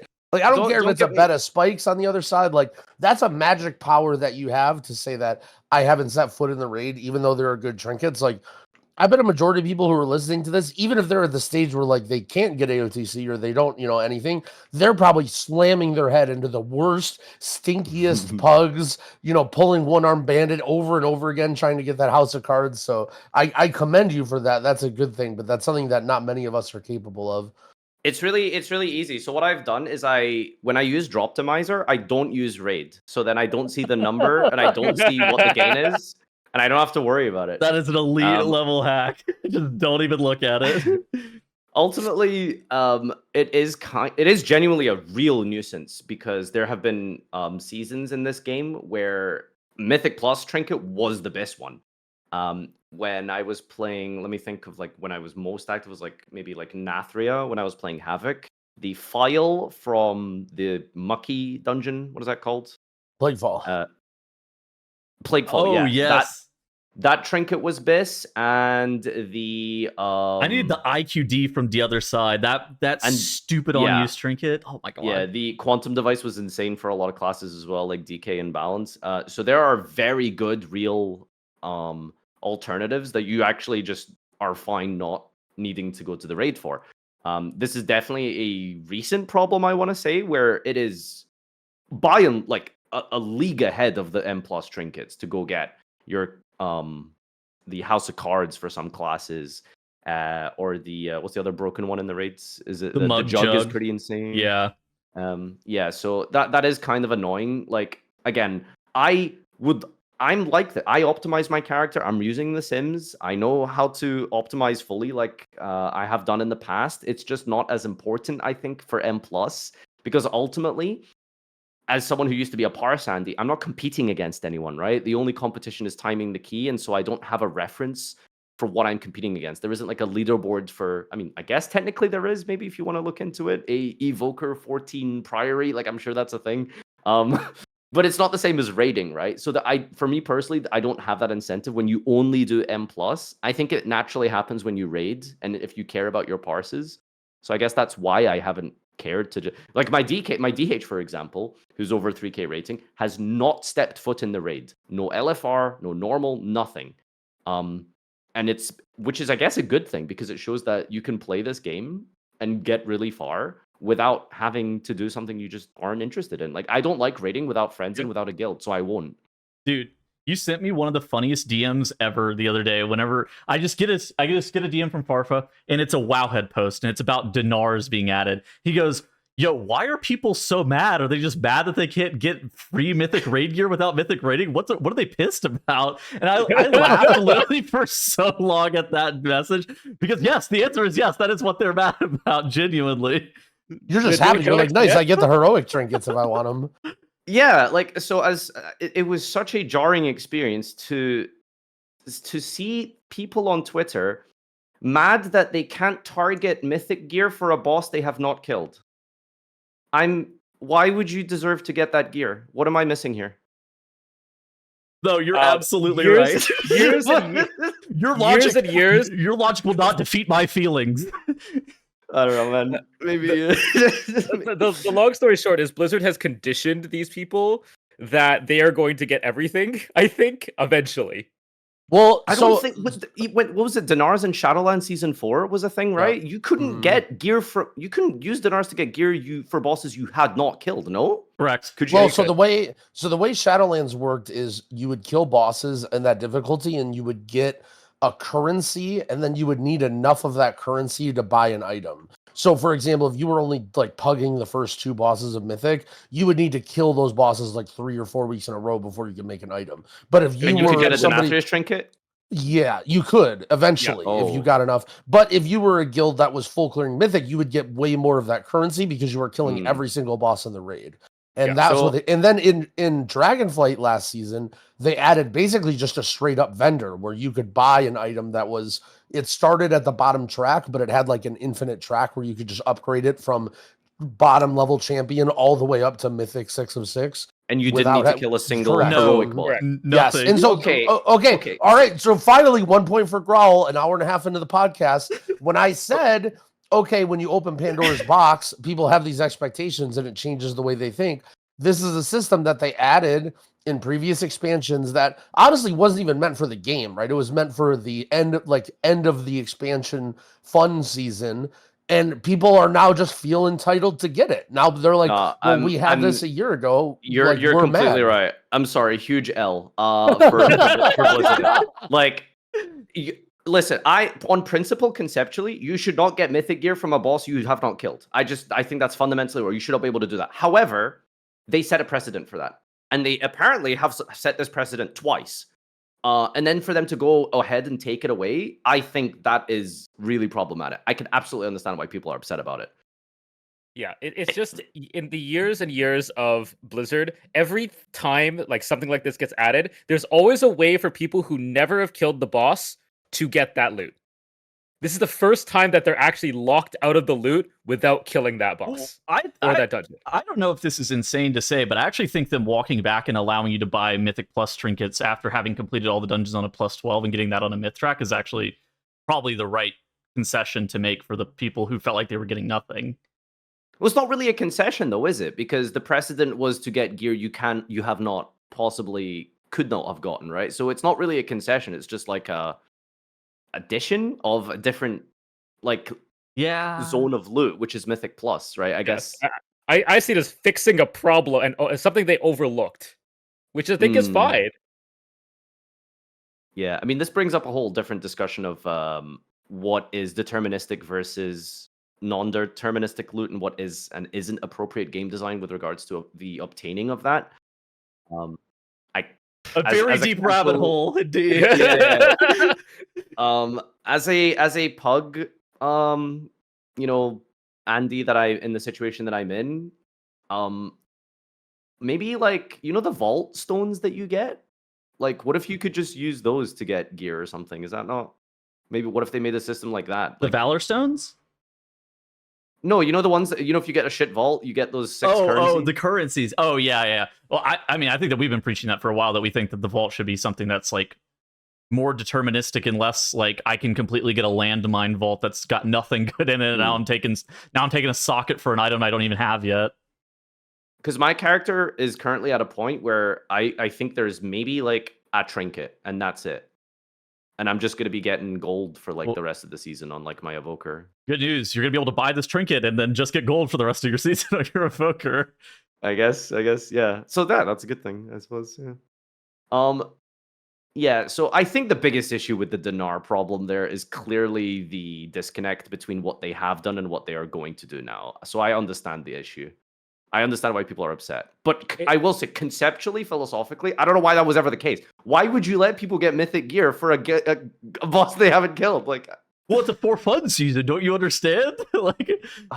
Is that the counter argument? I'm telling you, this demonstrates your superpower. So, you have the ability to log into the game and see that, okay, there's this mythic boss that I'm going to kill that has this item for my character, but it's just, either not feasible or I just don't want to go down this path right now. I'm just going to do other things and have fun.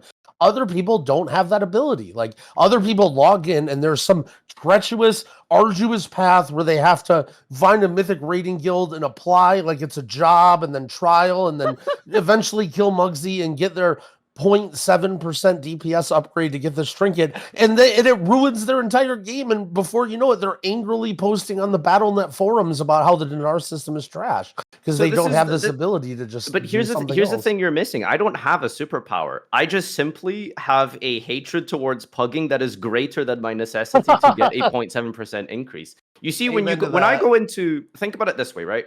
When you go into a Mythic Plus dungeon, you don't have 50 opponents or whatever is the number of dungeon bosses plus trash there is. You have the tank as your opponent, healer is your opponent, the other 2 DPS.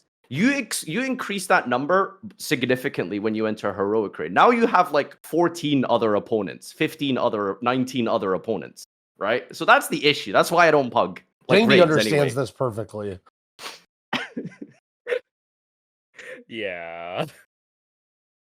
I think overall though, the Dinars represent something in the WoW community that I think is only really known in the WoW community. If you go to any other game, you get what you deserve. And it's so funny to me that you come in here, you're like, I don't understand why this is such a weird concept and why the WoW player base is freaking out. And like, you need to kill the boss to get the loot? That's fucking crazy. What do you mean everybody's freaking out?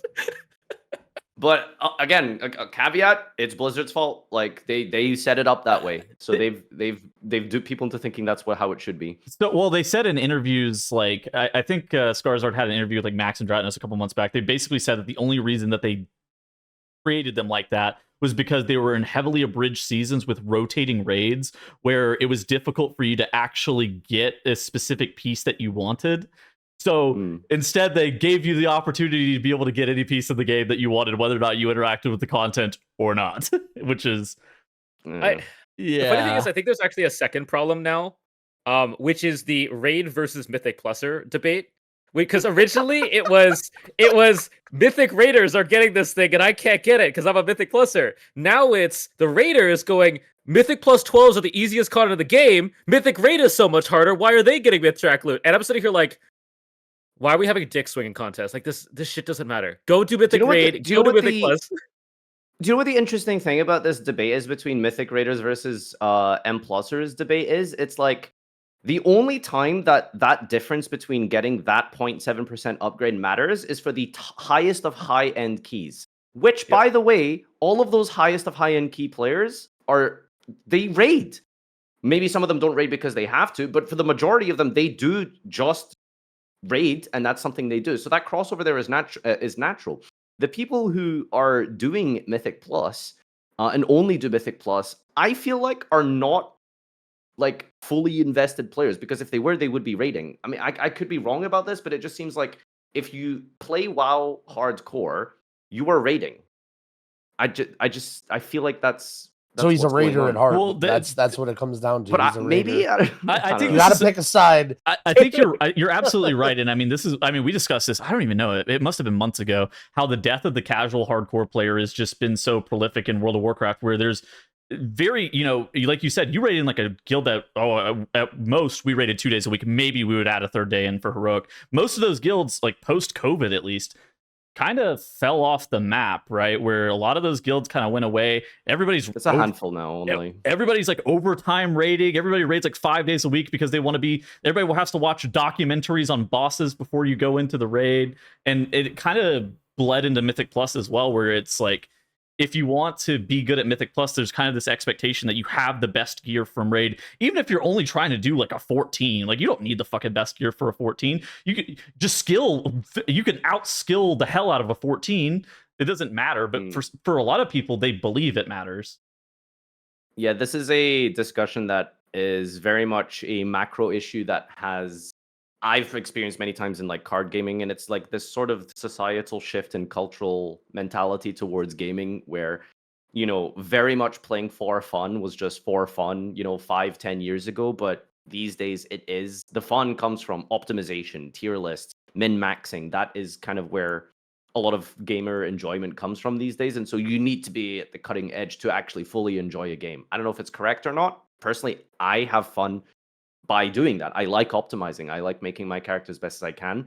And it's the same when I play card games and stuff. I don't like playing like suboptimal things unless, it's funny for the sake of content. But generally, like, this is just how gaming has shifted, I guess. I agree. Yeah, I think it definitely, when it comes to the concrete values of like, oh, how much is this worth or how much does this matter? I think it's all very small, but a lot of it just comes down to the feeling of it. The whole idea that, like I can't put aside, like, again, you sort of said, well, in the past I was able to mythic raid and I valued that time, and now I can't do that, and unfortunately I don't get those rewards. But other people, maybe those who have never been able to mythic raid, who don't quite understand the time commitment, are just frustrated that they see this as like, okay, well, I'm never going to be able to get this, and this is just an advantage that other people have. And it's definitely more about the emotional process and the feeling of not getting the items, and the fact that like you log in every day and want to make your character stronger. And in theory, you could if you did this, but you don't really want to. And it's like, yeah, but in practice, it definitely is. I think one of the big key takeaways here is to think about what you want to do and like what you want to accomplish in the game, and then find your own enjoyment out of it. Like whether that is, just because everyone else is an Omega Sim parse lord and wants every single 0.1%, and every single streamer tells you need this trinket. Like, you know, if raiding isn't fun for you or doing this isn't fun for you, then just don't do it and like find enjoyment out of what you do find fun. And hopefully that's depleting 14 keys and being in 13 key resilient prison, because that's what you have to do. He's shitting on me, dude. What the hell? I think the biggest thing that sometimes a lot of people would need to come to terms with is realizing that maybe you aren't as special as you thought you were, and it's okay to just not have the best. Oh man. Everyone it's liked you way more than me up until this point, but I like you for this too, that you're just hemorrhaging all of the good karma points that you've earned with the community back to just beat them down in their place, just to make sure they know their place. Because that is exactly what I would do, and I commend you for that, sir. It really is a tough pill to swallow sometimes, but it's okay to accept that. Shove it down their throat. No, for real though, if you don't do the hardest content, if you don't do the most difficult thing in the game, like it's okay to not have access to the best rewards for it. I feel like, I don't know. Yes, he puts his hands up. He's trying to separate himself from the comment. He's like, but don't attack me. Caught. You don't understand. It as a WoW player, it is your right to be angry about the game and everything that you're not getting. And I need to have every mythic raid loot so I can be in BIS so that I can fuck up my rotation and do no damage and die. It's like, bro, do you guys remember that clip, a hilarious clip from ages ago of that dude who was like, "It's push week. What are you pushing, bro? What are you pushing, bro?" The Gromnak. That's how I feel when I see these like 13 like plus key farmers or like people at like my level who are like, "No, I need to get like this mythic raid dungeon." It's like, what are you pushing, bro? What do you need that trinket for? Why do you need a mythic mug job? What do you to time your fort? No, you don't need that. Like, you know, that's how I feel. Everyone hates you so much. I'm sorry. I mean, let me shit. You're right. You are right for the record. Okay. Let me shit. By the way, you know what's so funny? Earlier, it's so funny that you put this in the notes. Earlier, when I was talking about content creators with their head in the clouds, this was the tweet that triggered that for me. Can I say his name? Yoda saying that timing resilient keys should give 5 less points. Oh, I have that tweet. What are you talking about? Dude? Oh, like, get him. What are you... Look, I'll give you a pass. So I used to be on a team with this guy, and even though he won't play with me anymore because I suck, I'm still allowed to give you a pass to talk shit about him. So go ahead. Dude, like, I'm sorry. This is such a eat the rich first world problem type of take here. What is he? People who time resilient keys should get less score? Huh? People in his replies here were agreeing with him too, because they were mad that they saw people who were ahead of them that they thought were worse players than them who benefited from the resilient key system instead of them. Yeah, God forbid the MMORPG like privileges networking, you know, and socializing, I guess. I don't know. God forbid playing a lot and making friends in an MMORPG helps you move up the ranks. Like, how could this be? What do you guys think about, you know how you have like your WoW subscription? What if there was a WoW subscription plus that added like a 1.1 multiplier to your Ryo score if you just paid more per month? I'd pay. Oh, that would be a great suggestion. That would be way easier for me to get groups if they added that. That would really fix the problem. I mean, heard a lot of the WoW. Go on. No, go ahead. I was going to change the topic, so if you had a thing on this. I mean, I don't know if this is like serious or if it's worth discussing, but I don't understand what the discussion here is. Like, what do you mean? Like, no, if you time the key, you should get the score for it's that. Gatekeeping. Otherwise, it's literally gatekeeping is what this is. He's trying to be like, you did a resilient key, your time doing that key is lesser, you should get less of a reward from it because the person was effectively affording you an opportunity that you shouldn't have had. I'm right there with you. I don't know. As somebody who likes to give me some more points. Yeah. I like to go in and defend undefendable positions, as you've learned. Now this is what I like to do. The way I sort of see it is, I think it's a little bit tongue in cheek, and he's not saying it should actually be how it is. I think it's more a statement in the direction of how much the playing field has changed with resilient keys and how different in difficulty it is now to time keys when you have access to resilient stuff. And I think that just the idea that, like, dang, resilient keys are really, really powerful. Like, he's not saying screw people for having them or they should be worth less, but almost like Yeah, this is actually so much easier to time a resilient 17 than a regular 17 that like holy crap, like this is so much easier. Like it almost feels like it should be worth less sitting in this key for 5 hours and then finally doing it versus doing it on your first try. I mean, maybe he's not doing that, and I don't agree with him, to be fair, if he was, but it's more so just a statement as to for someone who's been around doing homework keys and pushing stuff up and only having one shot and one opportunity so many times to be able to not have that is just like, dang, like this almost feels too easy in a way, you know? I loved your face during that explanation. He was just staring at the entire time. Just like this. Are you just? He's like, this cat really isn't joking. This guy just wants to step in and just. Are you arguing he's to gonna start argue? defending Hitler pretty soon. Like, what is he doing? Are you just arguing to argue, Growl, or do you actually believe that? Do I actually believe that resilient keys are very powerful and make timing a key easier? Absolutely. No, that's not the problem not here. the It's a question. fucking insane suggestion that there should be less score for No, a resilient I think key. it was a tongue-in-cheek, arbitrary statement towards the state of keys right now. Okay. Plus score so my- broken/inflated with resilient keys in its current state. I definitely love to see a change like this. Oh, See, I'm that just was gonna the, read that this was the one. okay. That's the Let's monster bird girl. Isn't Read it? this one from Freddy, please. Read this one from Freddy. Less risk, less reward. Very solid take. So what we should do is I think you should get more score if you are playing on a laptop on a unicycle over a tightrope. That way, if you fall over and break your neck, but you time the key, I think you should get more score for that because there's more risk involved there. Like, what are these takes? Like, I just don't get like some of this shit, dude. So you've heard a lot of R drama now. Is there this kind of drama in the Yu-Gi-Oh community? I'm trying to think of a parallel for this. You Bro, know, they like, complain about Max C like 5 days a week. the current drama that we have right now is this like spreadsheet drama where like pro players are selling essentially guides to play certain decks fully optimized, which is really funny because imagine Wowhead guides were paywalled for your class. I guess is like the equivalent drama we have right now. Kettles is cooking right now. Hold on. I think you're on something.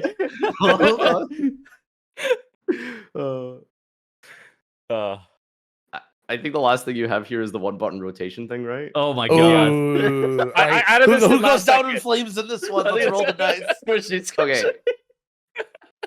Okay, so I haven't heard your guys' takes on it yet, but this is what I will say. As a old head, I'm over 30, by the way. I don't know if that was clear or not. So I'm a very old man. And the natural sort of visceral reaction to a one-button rotation as someone who has played since vanilla was obviously that was whiplash, right? You see that and you think to yourself, like, you almost turn political, you know? You think it's a like, joke at first when you read it, right? Like if that was Yeah. if that was like a The Onion news article, you'd be like, oh, okay, that makes sense. Yeah, genuinely, like, it was such a shock, and it's like, you start to like picture like Asmongold of all people in your head, like saying like, oh, what are they doing to this game or whatever, or something, you know? And it's like that you just don't feel that that's right. But then when you really try and break down and understand, why do I feel this way? Why do I feel that it's a bad thing to have a one button rotation? You look at the reasons behind it. You look at the penalties behind it. You look at the testing behind it, which is, by the way, these one button rotations are kind of dog shit. So It's actually good you're right not gonna now, but that's not part of the Oh, problem. I read this tweet where the like Pharaoh Druids had like bleeds falling off and like blood talents, or so- not blood talents, whatever the equivalent is, was not being used. Most weren't very good. most classes only pay like a 20% damage penalty total to use it, Or less. or less, or slightly less. Which, Sorry, you do 20% less DPS if you use this. well, Then fully optimal, right? consider been fully optimal. Which you started spitting out your coffee looking at the Arcane Mage Barrage conditions. It'll just do it for you this time.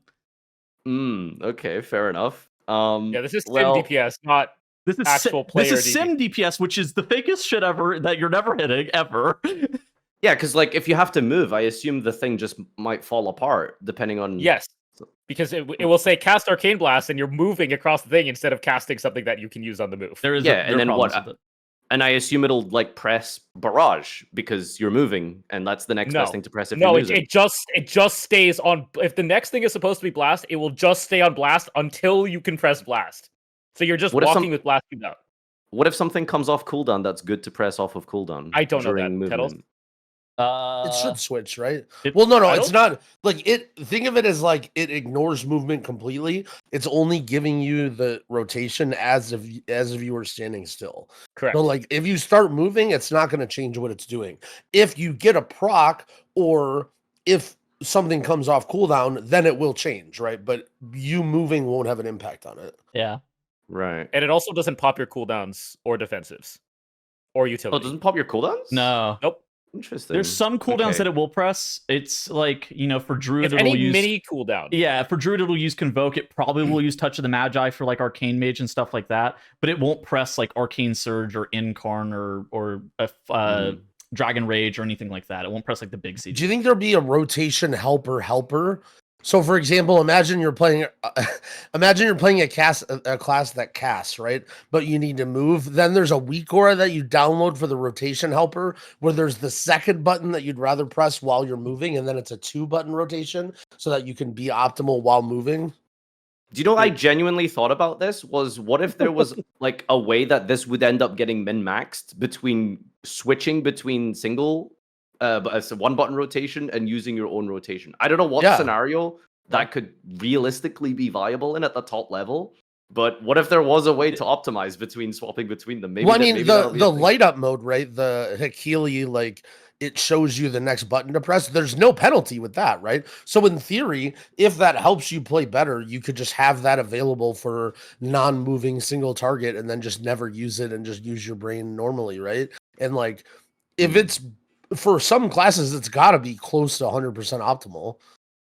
Probably. Like I'm talking about not with, obviously not with the GCD penalty and if you were to react to everything perfectly, but and again, I'm not like when I complain about the 1-button help thing, I'm not really like, I don't expect this to impact my life in World of Warcraft whatsoever. This is not me worried about someone taking my job or me worried about having to play 1-button Disc Priest and Raid. This is not what that is. It's more so like, I just worry that part of the fun is learning your rotation and like, it gives you something to do when you're alone and it gives you something to like, oh, I'm in the lab and I'm messing around and I'm hitting target dummies. And like, I feel like removing the rotation of classes, or rather not removing it, right? But sort of like giving that second path.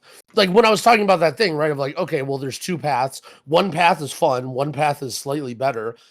If there's a lot of people in WoW who will not be able to help themselves, who will have more fun playing the game they want to play, but they feel like, oh, I gain 10% damage if I use the rotation helper. I have to use this forever. It would certainly give me a like, I moment genuinely think there will be a lot of people that will be like that if it doesn't suck completely. I would give a moment of pause if I got beat by somebody using the rotation helper in the same content that I'm in, playing the same class. Like, but you shouldn't, right? I'm talking like, well, no. Like, I don't install the game. Can you imagine though? You're like doing Sprockenbogger Lock and Stock, and it's you and this other rep paladin in your AOTC guild, and you're killing heroic Sprockenbogger, and he whips out the fucking 1-button rotation and just puts your ass in the dirt. I feel like I'm uninstalling the fucking game. He probably will. Like, if you're doing, let's say you're doing 30% less than sim damage, I mean, that's got to be like better than an average heroic rating guy, right?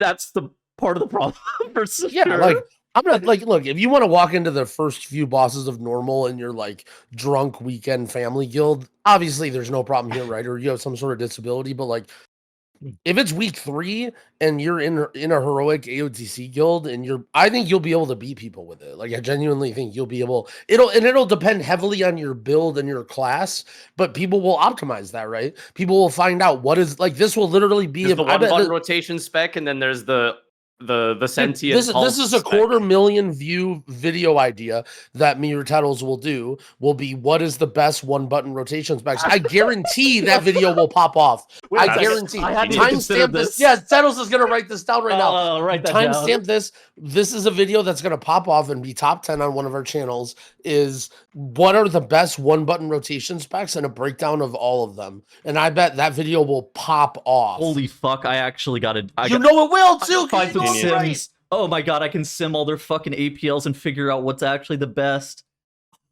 Do you know what's like, as I mentioned at the start, right? Like the funny thing about this was as in an old head gamer who has played this game forever, just the absolute like horror that went over me when I realized this when I saw this was like, there's no way that this is real. You can't be simplifying the game this much.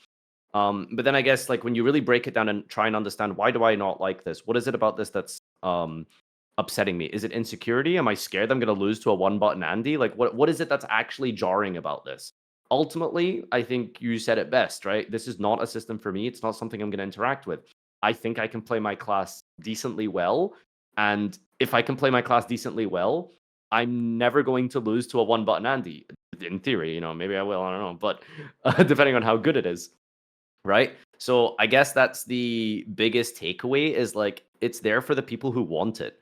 What I'm worried about is, I guess, like the game getting just kind of too easy because of it. Because I feel like if it is as good as you guys are saying it is, you could have your whole team just press one button rotation. You could probably clear a heroic raid, right? I think that idea Easily. right. I expect, well, especially like sort of what you said of, it's one thing when it's like, oh, you're 650 item level and you're this IO, yeah, you're qualified, but generally people are way, way overqualified, right? Like when we talk about the average person doing heroic raid or tens nowadays, like, you know, it's not like you need to be that tight with your damage or your whatever. Like you can just be yeah. mashing buttons basically and get through this. Yeah, I don't know. Well, like, So dude, what happens? All right, what happens in a mythic raid guild where you have a really, really hard boss that has like, you know, very complicated movement that's going to take you like, you know, a lot of steps?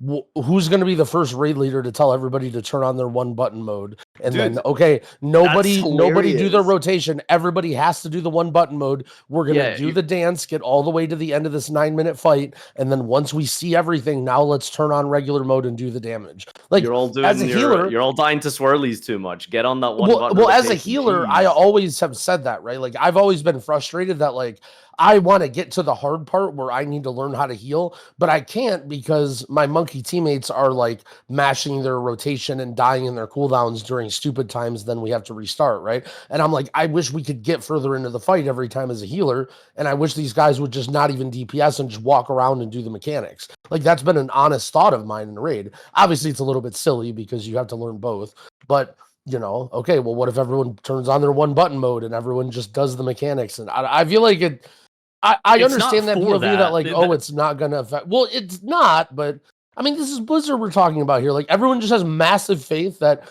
Blizzard is going to have it tuned so perfectly that it's going to be, oh, it's just there if you need it and it won't affect anybody, but it'll be also great and everybody who uses it will love it. But it won't beat anybody. Don't worry, guys. No one will have to use it, but everybody that uses it will be happy. Like, I feel like everyone has a very unrealistic expectation of what this actually means and what it's going to do. Growl, do you think Drogo will ask someone in your guild in 11.2 to turn this on? I might. Dude, I don't, dude. No, like an honest question. Turn your one button rotation on your dog shit. This is something that I've genuinely thought that I think This is gonna be that this, Mythic yeah. Raiders should turn this on or just not DPS. Like I think if you're at a point where you have a really long fight that's going to take you, you know, 15 hours as a guild to progress to get through, and you're dying in the first 1 minute of the fight because you're trying to figure out how to do all your cooldowns and surge, I think you just need to stop pressing buttons and you just need to stand where you need to stand and learn the dance and then learn your damage later. And I think that a lot of guilds will save time and pull count if they use one button mode or just don't DPS. I think a lot of people disagree with me. And the ultimate thing is that's not fun, right? It's super boring and it's not fun. And that's why nobody does it. But like, that is my point. Anyway. Right. That's my point as to why I think the one button mode might be bad. It's not because, oh, I'm going to lose my job to somebody or, oh, I'm going to feel like I'm going to need to do it. It's because there's going to be people out there somewhere who are going to have less fun and end up quitting the game because of the one button mode. It's so fun. I absolutely understand your apprehension because if the penalty is like a 30% DPS loss, that is absolutely worth it for learning like a complicated dance on a mythic boss for like a few pulls or something. Right? That is absolutely a thing. I mean, how many globals do you miss just by like sitting there thinking about what you're supposed to press next? It's like the thinking GCD loss. So you're just like, well, now what? And you're like, wait a second, I just been standing here for a second and a half waiting to fucking press a button. What have I just done? I'm just wondering what number percentage threshold should be appropriate. Like if you are playing if you're playing perfectly and you have 100% efficiency in your damage? What should the single I button mean, rotation be? what do you Because s- apparently it's 70% right now. What do you sim for right now? Like, do you know, Like roughly? Oh no, I have no idea. I sim for like I do 1 minute like patchwork 5, patchwork 8, 40 seconds. You know how N Yeah, plus is. like if you're That's what I do, simming so I for don't like know. one, the problem is like it's sim DPS whenever the sims are doing like the optimal rotation, but now you're actually doing the optimal rotation, but you see the penalty that's attached to it. So it's kind of this weird thing where the only damage then you're going to lose is via movement, not via rotational mistakes. And I guess for melee there is no movement penalty, right? It'll just be Yeah, so like a ret paladin is out here just throw a judge on CD. Oh, and I love the argument too that, oh, it doesn't tell you when to use your cooldowns. Like, I don't know, I'm not memeing. Like, here comes rotation helper assistant of liberation of undermine. Aura, yeah. And it's you download this weak aura and it tells you when to pop your cooldowns on every single boss for every single class. And it's like it pulls from the top parses or whatever. Like, you think people aren't gonna make that? Like, if there's the rotation helper, but then it doesn't do X, Y, and Z, literally the next day there's gonna be the weak aura that does X, Y, and Z. Here's a question for a thought experiment for you, Growl. Why would that be a bad thing? If some people wanted to opt in and play that way, how would that affect you? Because you're not going to play that way. Well, I make arguments not just on what will affect me. A lot of people like to make arguments or discuss things because they want to make the world better for themselves specifically. But I also consider the health of the game as a whole. And so you the think there on-ramp would be people who would, instead of learning to play the game quote unquote properly, they would instead learn a liberation of undermine single button or a weak or a helper plus rotation, and that would be their method of learning the game? Well, I think it would lead them down a path of everyone is going to go down the path of least resistance. I think the path of least resistance is going to be much less fun and interesting and captivating as what the path was previously in WoW, and I think that's going to lead them to have less fun and quit the game. And I think that overall, long term, it's bad for the health of the game. Like, it's like, okay, it's imagine if they came out with a new leveling for WoW, right? A level 1 to 80 path, and it was just total dog shit. It's like, whatever the worst possible thing you could think of is, that's what it is, right? Well, you're never going to level to 80 again, Growl. You have every character max level. Why does it matter to you? It's like, well, I mean, I guess it doesn't, but at the end of the day, like, I care about my game being fun and I want people to play it. And if they're murdering the on-ramp and to be fair, there are benefits to this, and it's far from murdering the on-ramp, but I'm just trying to take things to extremes here that, like, you know, if they are changing the new player experience to something that I think is bad or less fun or less interesting or whatever, then yeah, I think that affects me, or also at least like does something to the game that makes me feel worth talking about, you know? I guess essentially you don't want people to learn bad habits and develop that into being the standard. Well, it's not like, see, what you're saying is like you're making the assumption that everyone's gonna, or not everyone, but for the people that want to do this, there are going to be people that do it and then they play the game and they have the same amount of fun or more fun because they can do this, right? But I would think that it's going to cause a lot of people to do this, to play the one button mode and then get bored and quit. And then they, you know, maybe they played a little bit longer, but not that much longer. And then there's going to be a bunch of people who get caught in the crossfire who are in that learning process, but feel like they can't learn naturally because they're being held, like they're holding back their friends or their guild or their family. And like, if they would just shut up and turn one button mode on, then they won't be such a nuisance. And then they're going to have less fun and they're going to quit. Like, I don't think that, like, if it's true that an equal or greater number of players continues playing and enjoys one button mode, and that's the future of WoW, okay, you know, then that doesn't affect me and it's not necessarily bad. I'm not saying like, oh no, I worry about a state of WoW where there's 500 million people playing and everyone's just mashing the space bar. Like, that's not what I'm worried about. What I'm worried about is like, everyone goes to play it and then they're like, wait, this sucks. And then they quit. And then everyone starts playing Final Fantasy. And then now Final Fantasy is the best MMO because WoW is like, you know, the player on-ramp has just gotten too convoluted. Interesting. I think it is a slippery slope, I guess, in some ways from the way you've described it. I'm just wondering if, like, one thing that stuck out at me that you were talking about was like, just stop being a fucking idiot. Just put on your one button mode, learn the mechanics, and move on, right? Like that. I guess I can understand and see that potentially happening, but ultimately, I think the people who need the one button mode or would use the one button mode are not playing in an environment where that would happen. You know what I mean? I think the best people it's for is like an accessibility feature if you like couldn't play otherwise.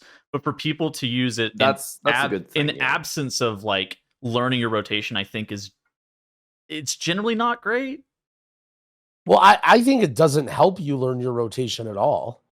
Like, I think a one button mode or a Hakili light up the right button to press doesn't help you learn your rotation at all. You could make the argument that you use it to learn the encounters, and then once you know the encounters, you come back and then you learn your rotation next. But I don't think it helps you like for instance, I did this, so I don't know how familiar you are with this, but there's an add-on called it's like Goblin Macro something. And I basically this already exists in the game. Like one button macros already exist like backhandedly in weird way with add-ons. And so I went in and I just Googled Ret Paladin one button macro. I've never spec'd into Ret Paladin in my life. I literally had to make a weapon from the crafter.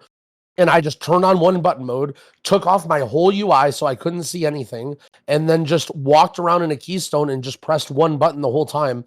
And it was like a +8 or whatever. I was doing similar damage to other people in the key.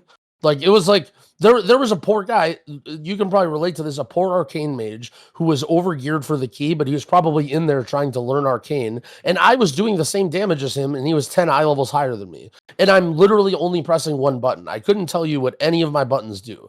And I was just, but my point is that Your that point is did not done help by me Ret at all. Paladins. My point is that it doesn't help me at all learn my rotation. Like, I couldn't tell you a single button to press. Like, people would come in my chat and they'd be like, oh my God, you use this on this guy, or like, LOL, execution sentence on the blob. And I'm like, dude, I don't know what that button is. I'm pressing one button. Like, I don't, you know, and it's like, I think the idea that this stuff is a conduit to help you learn the rotations is bad. Like, I'm all for, like, if you're somebody who doesn't give a shit and you just want to go into the content with your friends, or for whatever reason you don't care about learning your character and just mash one button, I think that's okay. But my worry again is that it's going to cause more people who they want to have fun and they want to get better, but they see that path of I can gain 10% DPS right now by turning on one button mode, and they literally can't help themselves. Like, while it's true that, you know, you may not be in a situation where, okay, you're a total new Ret Paladin and your raid leader's like, you fucking idiot, you can't do mythic or heroic Rick reverb, put on your damn rotation mode, right? But maybe you're in a group where you keep dying and the boss is 2% health and you see yourself number 10 on the meters and you're like, dang, like, if I turn this on, I know I'd be a little bit higher. We could have killed that boss if I had this on. Like, you know, maybe I should have. Like, just because no one is yelling at your face or telling you that you have to do it doesn't mean you don't feel that pressure. Like, I think it's actually the opposite. Like, a lot of people have this idea that, like, oh, you hate carrying other people. But just like you mentioned with skill discrepancies, being the shitty person in the group or the shitty person in the raid, that feels equally bad, if not worse. Like, if you're the guy in the raid who's, you feel like you're playing with all your friends and you're holding them back, you are going to want to put on the one button rotation and just be like, you know, oh, I'm only going to do it for this boss, or I'm only going to do it for this raid, and then I'm going to learn. But you never learn. Like, once you have that out, like, you're gone forever. You're a one button man.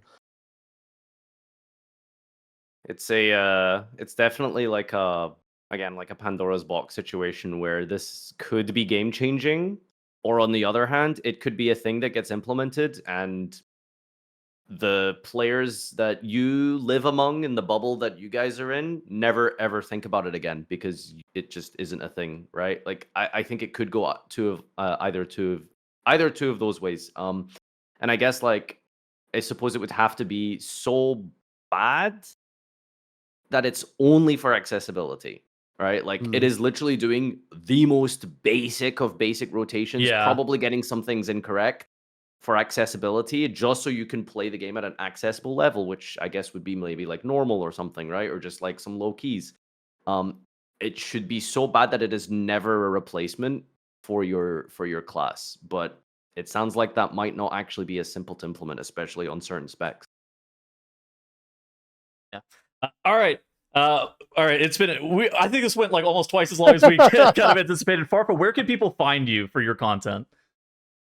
We didn't even touch upon the mythic rating stuff that much, honestly. But yeah, no, it's gonna get like we'll- way we'll- long. Yeah, we'll have a part 2 in the future. You can On you can Patreon, find me. we'll make sure part 2 is on our Patreon.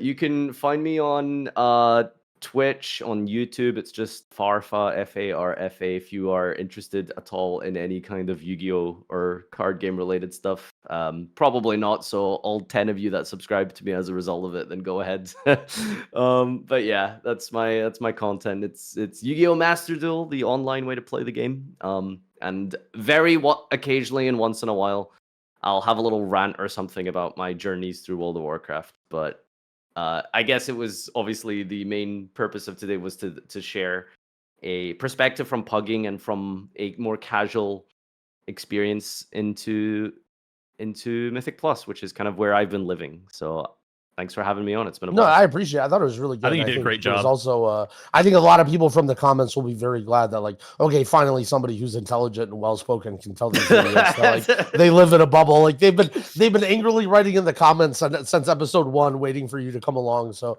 I did want to ask, do you stream at all? And if so, do you stream a WoW either, or just Yu-Gi-Oh stuff? Or is Yeah, it it's entirely it's YouTube? It's just Yu-Gi-Oh. Okay. No, my Twitch was up there as well. Yeah, so I stream daily, four or five times a week, and Oh, right on, yeah. YouTube as well. So yeah, both essentially.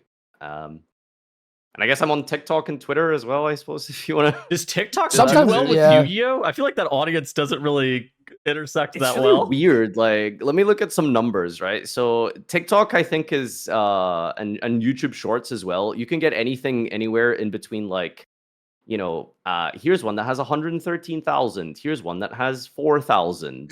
Yeah, that's TikTok. Yep. The disparity is there. It's the same on Shorts, right? Here's one I uploaded 2 days ago. I have a YouTube Short that has 250,000. I have one that has 600,000, and then I have one that's 70,000. It's Dude, that content is so wild, because you'd say, like, I wouldn't think YouTube or Yu-Gi-Oh would do well on Shorts, but like some of the biggest short creators are like guy who does a bike in DC and drives Uber, or like, you know, guy who opens random hot dogs from Costco, and it just 50 million views on every single thing. So it's like, I don't know. I think Shorts, if you hit the right nerves, it can kind of like also, even if you don't do TikTok or Shorts, somehow your content always ends up there anyway. So even if you don't do it, somebody that's does the it for you. annoying thing, dude. That's why I made a TikTok. Do you copyright claim those people? Do you ever copyright strike those people who take your shit? I have been recently for, like, there was this one channel that was literally just fully re-uploading, like, my clips and TikToks. The reason I made a TikTok is I had this, like, really, like, funny viral clip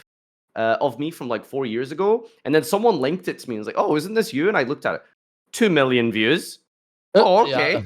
That's cool. You know, at least, you know, it's always like Sex Duelist 69 or something is the uploader, right? Like that's the guy stealing my content. Like, it's The crazy. nature of short form content. All right, Farfa, thank you so much for coming on. We really appreciate it. Appreciate it. Thanks Yeah, for having banger me. episode, man. Thanks for arguing with Growl and putting him in his place. All right, so after that discussion, I would like to award Farfa, the man of the people. Growl, how does it feel to have your title officially revoked? Man, I've been reading the comments, and they revoke me as the man of the people like every other episode.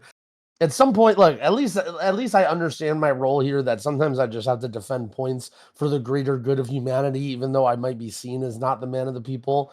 You know, I'll be the one lurking in the shadows that's there waiting when I'm needed, even if I'm not appreciated.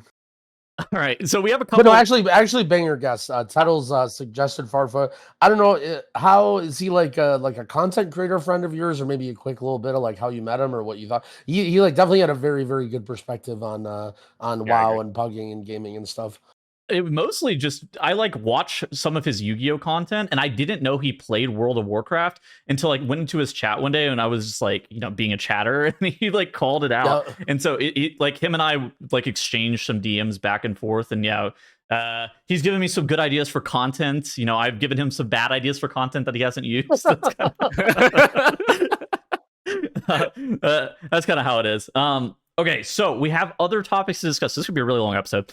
We've had some class tuning where Red Paladin somehow ended up giving a buff, and Havoc Demon Hunter ended up getting a buff, but most notably, Unholy DK catching a pretty significant nerf to Blood Beast. What did you guys think about all these changes that we saw? Anything that's like major that you guys want to shout out? I think they did a really good job,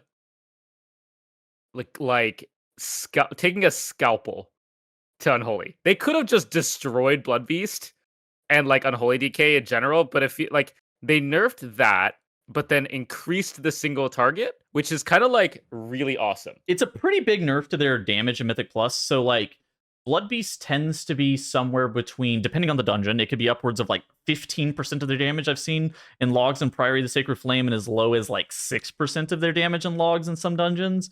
So I mean, this could be, you know, somewhere between like a 3 to a 7% damage nerf, without factoring in the single target gains. But yeah, I mean, I think their single target damage is definitely really bad in Mythic Plus. I don't know how this is actually going to affect the meta. It's kind of an interesting question. Yeah, I mean, usually what makes a class good is like doubling and tripling down on its strengths. And so I think there's a chance that we don't see DK as part of the meta going forward, just because like, while it's true that from a playability point of view, it's not even really that much worse, like trading off AoE for single target. Realistically, like you have classes like Arcane Mage who can do giga single target, giga funnel damage, and that synergy of those two classes together are what makes it strong. So I do think it's possible that we see a class like Ret Paladin that has now been buffed a bunch of its abilities see play. And it also, like, I would argue that Ret Paladin brings more to the group, both defensively and like from utility wise, with all of, like bop and freedom and all that stuff. I think it just kind of proves how closely balanced this season is, where Squishy described it as a scalpel, and you realistically would only describe this as like pretty light nerfs. Right. To Unholy DK. Sure it's light. But then it's like, oh, okay, this can actually change potentially what specialization you're looking to bring for the meta composition for Mythic Plus. I think that just kind of proves like how close specs really are. Yeah, if you scroll up a little bit to right there, the augmentation buff. This is definitely going to bring it back into the meta, buffing it by 15% again. Oh my god, Aug is on its way up. It might be viable in 3 more 15% Dude, buffs. Bear getting a 5% damage increase is big. That's too. Good. Yeah. Bro, everyone's beaming on those Aug buffs, but first of all, I know all you guys hate Augs. This so reminds me of Shaman at the beginning of Dragonflight, where Resto Shaman was so bad, and every single patch that came out, it got buffed and buffed and buffed. And after like 7 buffs, everyone's like, wait, this class owns again. And then everyone started playing Shaman at the end of the season. Yeah. And hopefully Dratnos worded it like this. Hopefully they stop where one buff is the next buff that will make it viable. You know, like they leave it underpowered until they figure out exactly what sort of a state they want it in. As opposed to most other classes where they'll just keep buffing it until all of a sudden people start using it again. So we'll see where they land with Aug, but definitely a questionable spot as to what its role is supposed to be in the meta right now. I think the tuning though, just in general, it's kind of weird how late it is, but I think realistically this are fine changes. I agree. The interesting thing about Aug, by the way, is they keep buffing the self damage. Like it's turning less and less away from like a group buffing, and they just keep buffing the self damage by 15%. Okay. You were talking about the bug with Aug with Farfa. I had a question. Wasn't there some scale commander bug again where you could cancel your eons halfway through the flight and get the old Overlord bug back? I don't remember. I was reading something about that a few weeks ago. I didn't know if that was still in the game. I have no idea. Okay. I haven't played Aug this season at all. Okay. But the other thing we're actually due for with class tuning is a Psychic Link tuning. I feel like we're kind of due for that. It's been a bit. Like 5% on Psychic Link. Shadow Priest needs it. Yeah, we're going up or down though. I feel like up. I'm pretty sure it's up. Isn't Shadow Priest not doing great right now? Like ever since they got hit due to the raid performance? I think like It and Fury Warrior are like probably 2 of the worst DPS right now. And it's not even that they're the DPS are really close this season, just in general, is what I'm going to say about that. It's more like it's just hard to fit a Shadow Priest into compositions that work well. And like, okay, then we'd be playing like what? Resto Shaman, Moonkin, Arcane Mage is our best Shadow Priest comp. And it's like, is that really the best thing that we can be doing? And the answer is not really. The answer is just bring a Disc Priest and don't play Shadow. Yeah. Okay, in other news, for the raid. Yeah, in other news, we got Dinars. So Blizzard actually backtracked on the Dinars a little bit. I know we talked about it a little bit with Farfa. We're going to cover this a little bit more in depth because I don't think we necessarily even hit on it too much. So last week, Not even last episode. Last episode we had a bonus episode. But last week we discussed how, Mythic Plus players felt like they weren't getting anything out of the new Dinars. Blizzard ended up agreeing, being like, okay, you know what? You're right. You actually weren't going to be getting anything with the Turbo Boost event, aside from getting heroic raid gear, which doesn't feel that fair. So instead, now they've added something that works purely for Mythic Plus players, where they said that the Mythic Track dungeons will require both the currency and having beaten all the timers in all Season 2 Mythic Plus dungeons at plus 12 or higher, unlocking the Resilient Keystone system. And of course, the Myth Track gear will require both currency and the victory over items associated boss on Mythic difficulty in Liberation of Undermine. So doubling down, stating that the Mythic boss stuff is going to stay, but now giving Mythic Plus players the opportunity to be able to purchase only trinkets from Mythic Plus. Do we think they should add weapons? Like, is that a thing? I've seen some comments where being like, bro, you should add the I really want the Arcane Mage wants the workshop weapon. Mechagon staff. Yeah, the Mechagon workshop staff. Should get they it from be your adding vault weapons? like me. I feel like so. I feel like part of the reason that adding these to M+2 is just for item level's sake. Like, for example, let's say you can't get myth track items from raid. You like already getting myth track items from M+ is really hard. You're just waiting on the vault to sort of spit it out to you. So getting a few extra myth track items from Dinars from the raid is a huge advantage in and of itself, let alone like the fact that they're insane trinkets or like cantrip weapons. So I think having those that are in M+ also sort of makes sense because, like let's say you're catching up an alt and you really want to get, you want to get a hold of myth track items to spend your gilded crest, but you can't because they're all time gated behind, like certain sources. And so one of the big problems with alt catch up is, I don't want to say problems, but one of the challenges you face when you're trying to catch up alts is not having the myth track pieces to spend your gilded crest on. You can farm out hundreds of them, but if you can't use them, then what are they good for?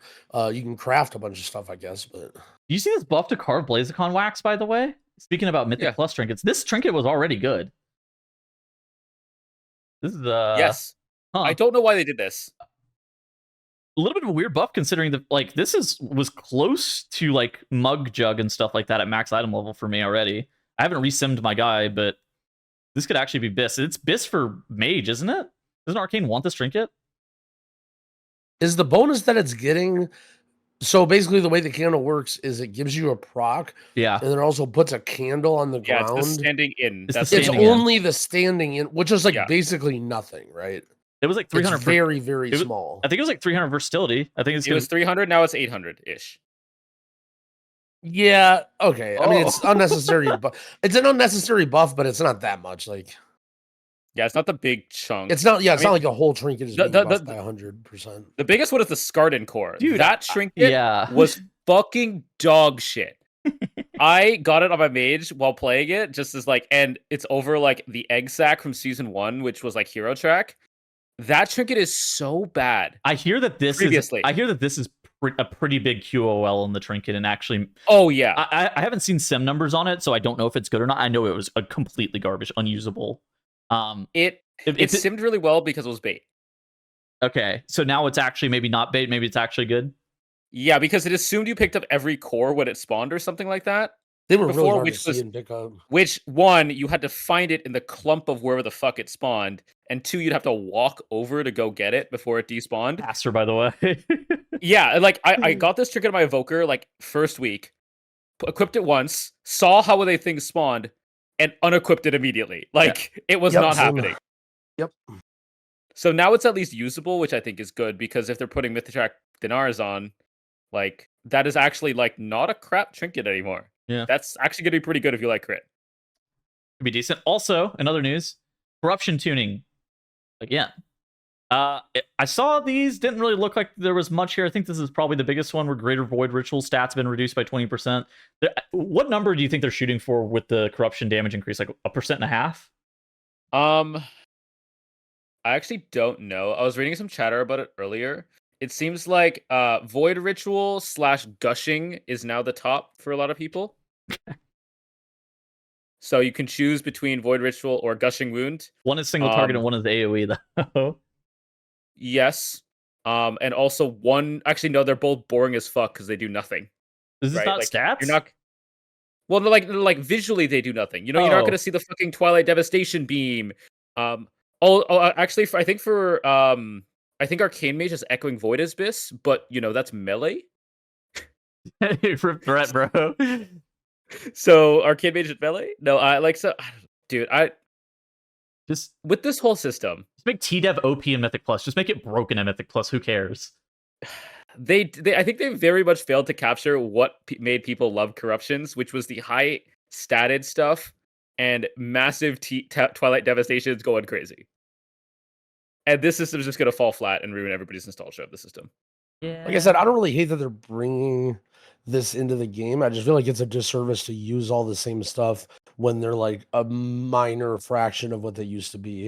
Like, Yep. I feel like it's not really going to make a whole lot of sense when you're new to the game. And then if you played with this corruption before, it's going to be like, I don't know, it's going to feel really, really weird. It feels like recycled content in a bad way. Yeah, I mean, if they re-implemented it as like current, like actually brought the entire system back and let you be as powerful, I feel like that would be more reasonable, like a really good way of reusing it. But as it currently stands, this is quite unfortunate, especially if you're using Gushing Wound and Void Ritual, like the most boring corruptions. Yeah. Like, it'd be one thing if it would, like, they brought back Ineffable Truth, which was the cooldown reduction one. Like, there's at least some gameplay change there, right? Like, there's something there. Echoing Void has a little bit with you having to play in melee. Like, I don't know. I think the thing is that people would have wanted is just the massive stat scaling, though, because I think you can feel, Expedient 12 or whatever we used to have back in the day. I don't even think you need the massive stat scaling. I think you just want that big Twilight Dev beam going brrr against all the mobs, and that's like that's the dopamine right there, is hitting them with a fat T-Dev. Yeah, then it goes through the wall in Cinderbrew and then pulls the boss from the outside. Dude, stop talking. Stop talking. Dude, do you remember Taldazar on Vokal? I remember specifically every time going there with the gate, going by the gate, everybody point away from the gate. Don't Twilight Dev through the wall, like every time. Yup. I forgot about that. I hadn't thought about that in a hot minute. Yeah, so corruptions are getting buffed. It looks like the numbers are going to be is a little bit over 1%, so I would expect them to be maybe like 1.5% damage gain. That's really unfortunate considering, again, what they are and what the legacy of corruption means kind of to the game itself. But maybe this is what they're going for with it. Yep. And other stuff that we've seen this week, there's actually a way to skip bubbles that doesn't involve meld. If you were using movement speed effects and are fast enough, obviously they're using a Windrush Totem and a Stampeding Roar in this clip right here, you can actually make it through bubbles aggro radius. Now, I have seen people mess this up. I saw Hopeful mess this up on stream. So I don't think I've seen multiple people try to do this, and then so when Bubbles comes down, there's like a circle on the ground. Yes. It's not like Bubbles just aggroes you. He literally just squishes your entire team and kills all of you if you mess it up. Bang, there's that circle. Yeah, like if you're in this, so this is Windrush and Roar, and they barely make it through there. So if you don't have a way to get through it, you'll just die. But it could be useful for some comps. I thought movement speed doesn't stack and takes the highest number. It does. Windrush falls off. I don't know exactly how it works, but basically, like, Windrush falls off. I see. Okay, that makes sense. You want the Roar because the Roar is longer. The Roar is like 10 seconds or whatever. I But see. I guess they still have 1 second on the Windrush here. But if they got out of the Windrush like say a second too early or something like that, it can fall Right. off. Okay. So theoretically, you should be able to do it with just a Windrush or just a Roar. Yeah, in theory. Just a Roar. Yeah. In theory, yeah. Okay. But yeah. They're also, it looks like, using all personal movement speed effects as well. Yeah. They have a monk, they have a Heavy Demon Hunter that's dashing forward, their paladin is on his horse, and their druid is running with dashing cat form. So I think that it might be something as well that you all need a personal movement speed effect.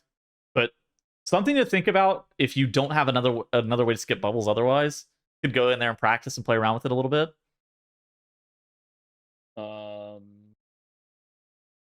I was going to look up something, but I forgot. Okay. To add on to that tip of the bubbles, I think one thing I would encourage you guys if you're struggling with the floodgate is get a very good sense for the timer at the end. Like, how long does the boss take? How long does each of the packs take? And then also get a sense for how much count you need and what packs you need to do. Because I feel like bubbles is one of those skips where I notice teams, especially Pugs, will just deplete to that skip just trying to do it. But like, if you have the time, you can just kill bubbles. Like, it's not the end of the world, but you need to know if you have the time or not. You know what I'm saying? Like, I feel like that skip. Another skip is like the double hobgoblin in Cinderbrew. I feel like half of pugs I go in just literally deplete the key trying to skip it. Like, not even just doing that pull, but just trying to skip the double hobgoblin. So having a good sense of the timer and like knowing when you don't need to skip that stuff. Obviously when you're doing high keys, you probably always need to, but you know, let's say you're pugging a 13 or a 14 and you're kind of entering this fringe of like, should I skip bubbles? Should I skip the hobgoblins? When do I try this? And it's like learning the timer and when, you know, do you have enough time? When do you want to skip is a good starting point to, you know, maybe not waste your time in a key. But other than that, I don't know. I haven't been playing that much this week. I've just been kind of like vibing and sitting around. I noticed I like barely even filled up my weeklies. It seems like with MDI and TGP, everyone's been kind of gone. It's been really, really quiet. There's been a lot of patch stuff and news stuff from Blizzard, but not a lot of people playing. It'll kick off again in a week, I think. Turbo Boost. Yeah. Kind of tend to agree. Dude, Turbo Boost is actually hitting the MDI servers for... It's supposed to happen during Cup C is the first week of the Turbo Boost, but I think they're delaying it for the global finals. Oh, jeez. And they get the corruption MDI too. Turbo Boost. Well, they get the corruption too. They're gonna be like, Yeah, who Twilight devs more? Remember that was the thing back then? That was good. For your tank, that was good. You just one shot the pack with T-Dev. All right. This is already going to be like a 2.5 hour long episode. It's time to get out of here. Well, you're not going to show my clip? What? Oh, wait. What? You have a clip. Oh. Oh, Squishy has a clip. Let's see it. You had the Scarding Core as your thing of the week, but and then you deleted it. I didn't know there was a clip. Hold on. Yeah, I replaced it. All right. So early in this week, one of the great things, you see, they just finished the intermission, and Gallywix forgets how to get in his mech. Is he just AFK? So, yeah, right now he's just AFK, and he does nothing for the rest of the phase. Wait, why didn't you tell me this before? My bad. Is this... My guild needed to know this. Can you replicate this? I'm pretty sure it was fixed. I'm pretty sure it was a specifically this week patch bug that was fixed very shortly after. Can you imagine this happened during the Race World First, by the way? Can you imagine if this was the last phase? This was the last phase, dude. People would have been pissed. Not much different than the regular last phase. They would have despawned him like they did in his off that one time. Absolutely. This guy's gonna despawn for sure. You can see he just goes over and just forgets how to get it. It's so funny. Yeah. And then I guess the second cool stuff we've done this week. If you're not playing WoW, Expedition 33 is a fucking banger game. Everyone has said positive things about that game. Do I just have to get it? Yes. It's on Game Pass. So if you want Game Pass, get on Game Pass. But if you're just planning on buying it on Steam, the prologue takes less than an hour. If you hate the prologue, you won't, but then just refund it after the prologue. It has amazing story, amazing visuals, and I fucking hate single player games. I usually leave after like 2 hours. What is it? It's a JRPG. Oh, okay. It's like a turn-based thing, but it has a lot of like action elements into it, where it's not just like AFK. It's like you actually have to do stuff. Yeah, it's basically on your turn. It's a like Persona style turn-based where you choose your abilities, like Kingdom Hearts or Metaphor or whatever. Yeah. On the enemy's turn, you can either choose to dodge, which has a larger window, or you parry, which has a very short window. And it's a very, very important part of concept. So if you like Souls games combined with turn-based, like good music, good story, highly recommend it. It would be a good content for you, Growl, like Supermarket. Supermarket Sim. Your recommendations haven't failed me wrong so far. Dude, Growl with the Supermarket Sim was just the funniest shit ever. He's just making this. Was that before War Within came out? I think we were waiting for stuff to do before the expansion. Yeah. That was great. That was a great time. Okay, I would watch that stream. Let's get out of here. I got some editing to do on this video. GG's. Make a thumbnail. GG's. I'm sorry if you got this far in the podcast. It means the downtime was long. Bye-bye.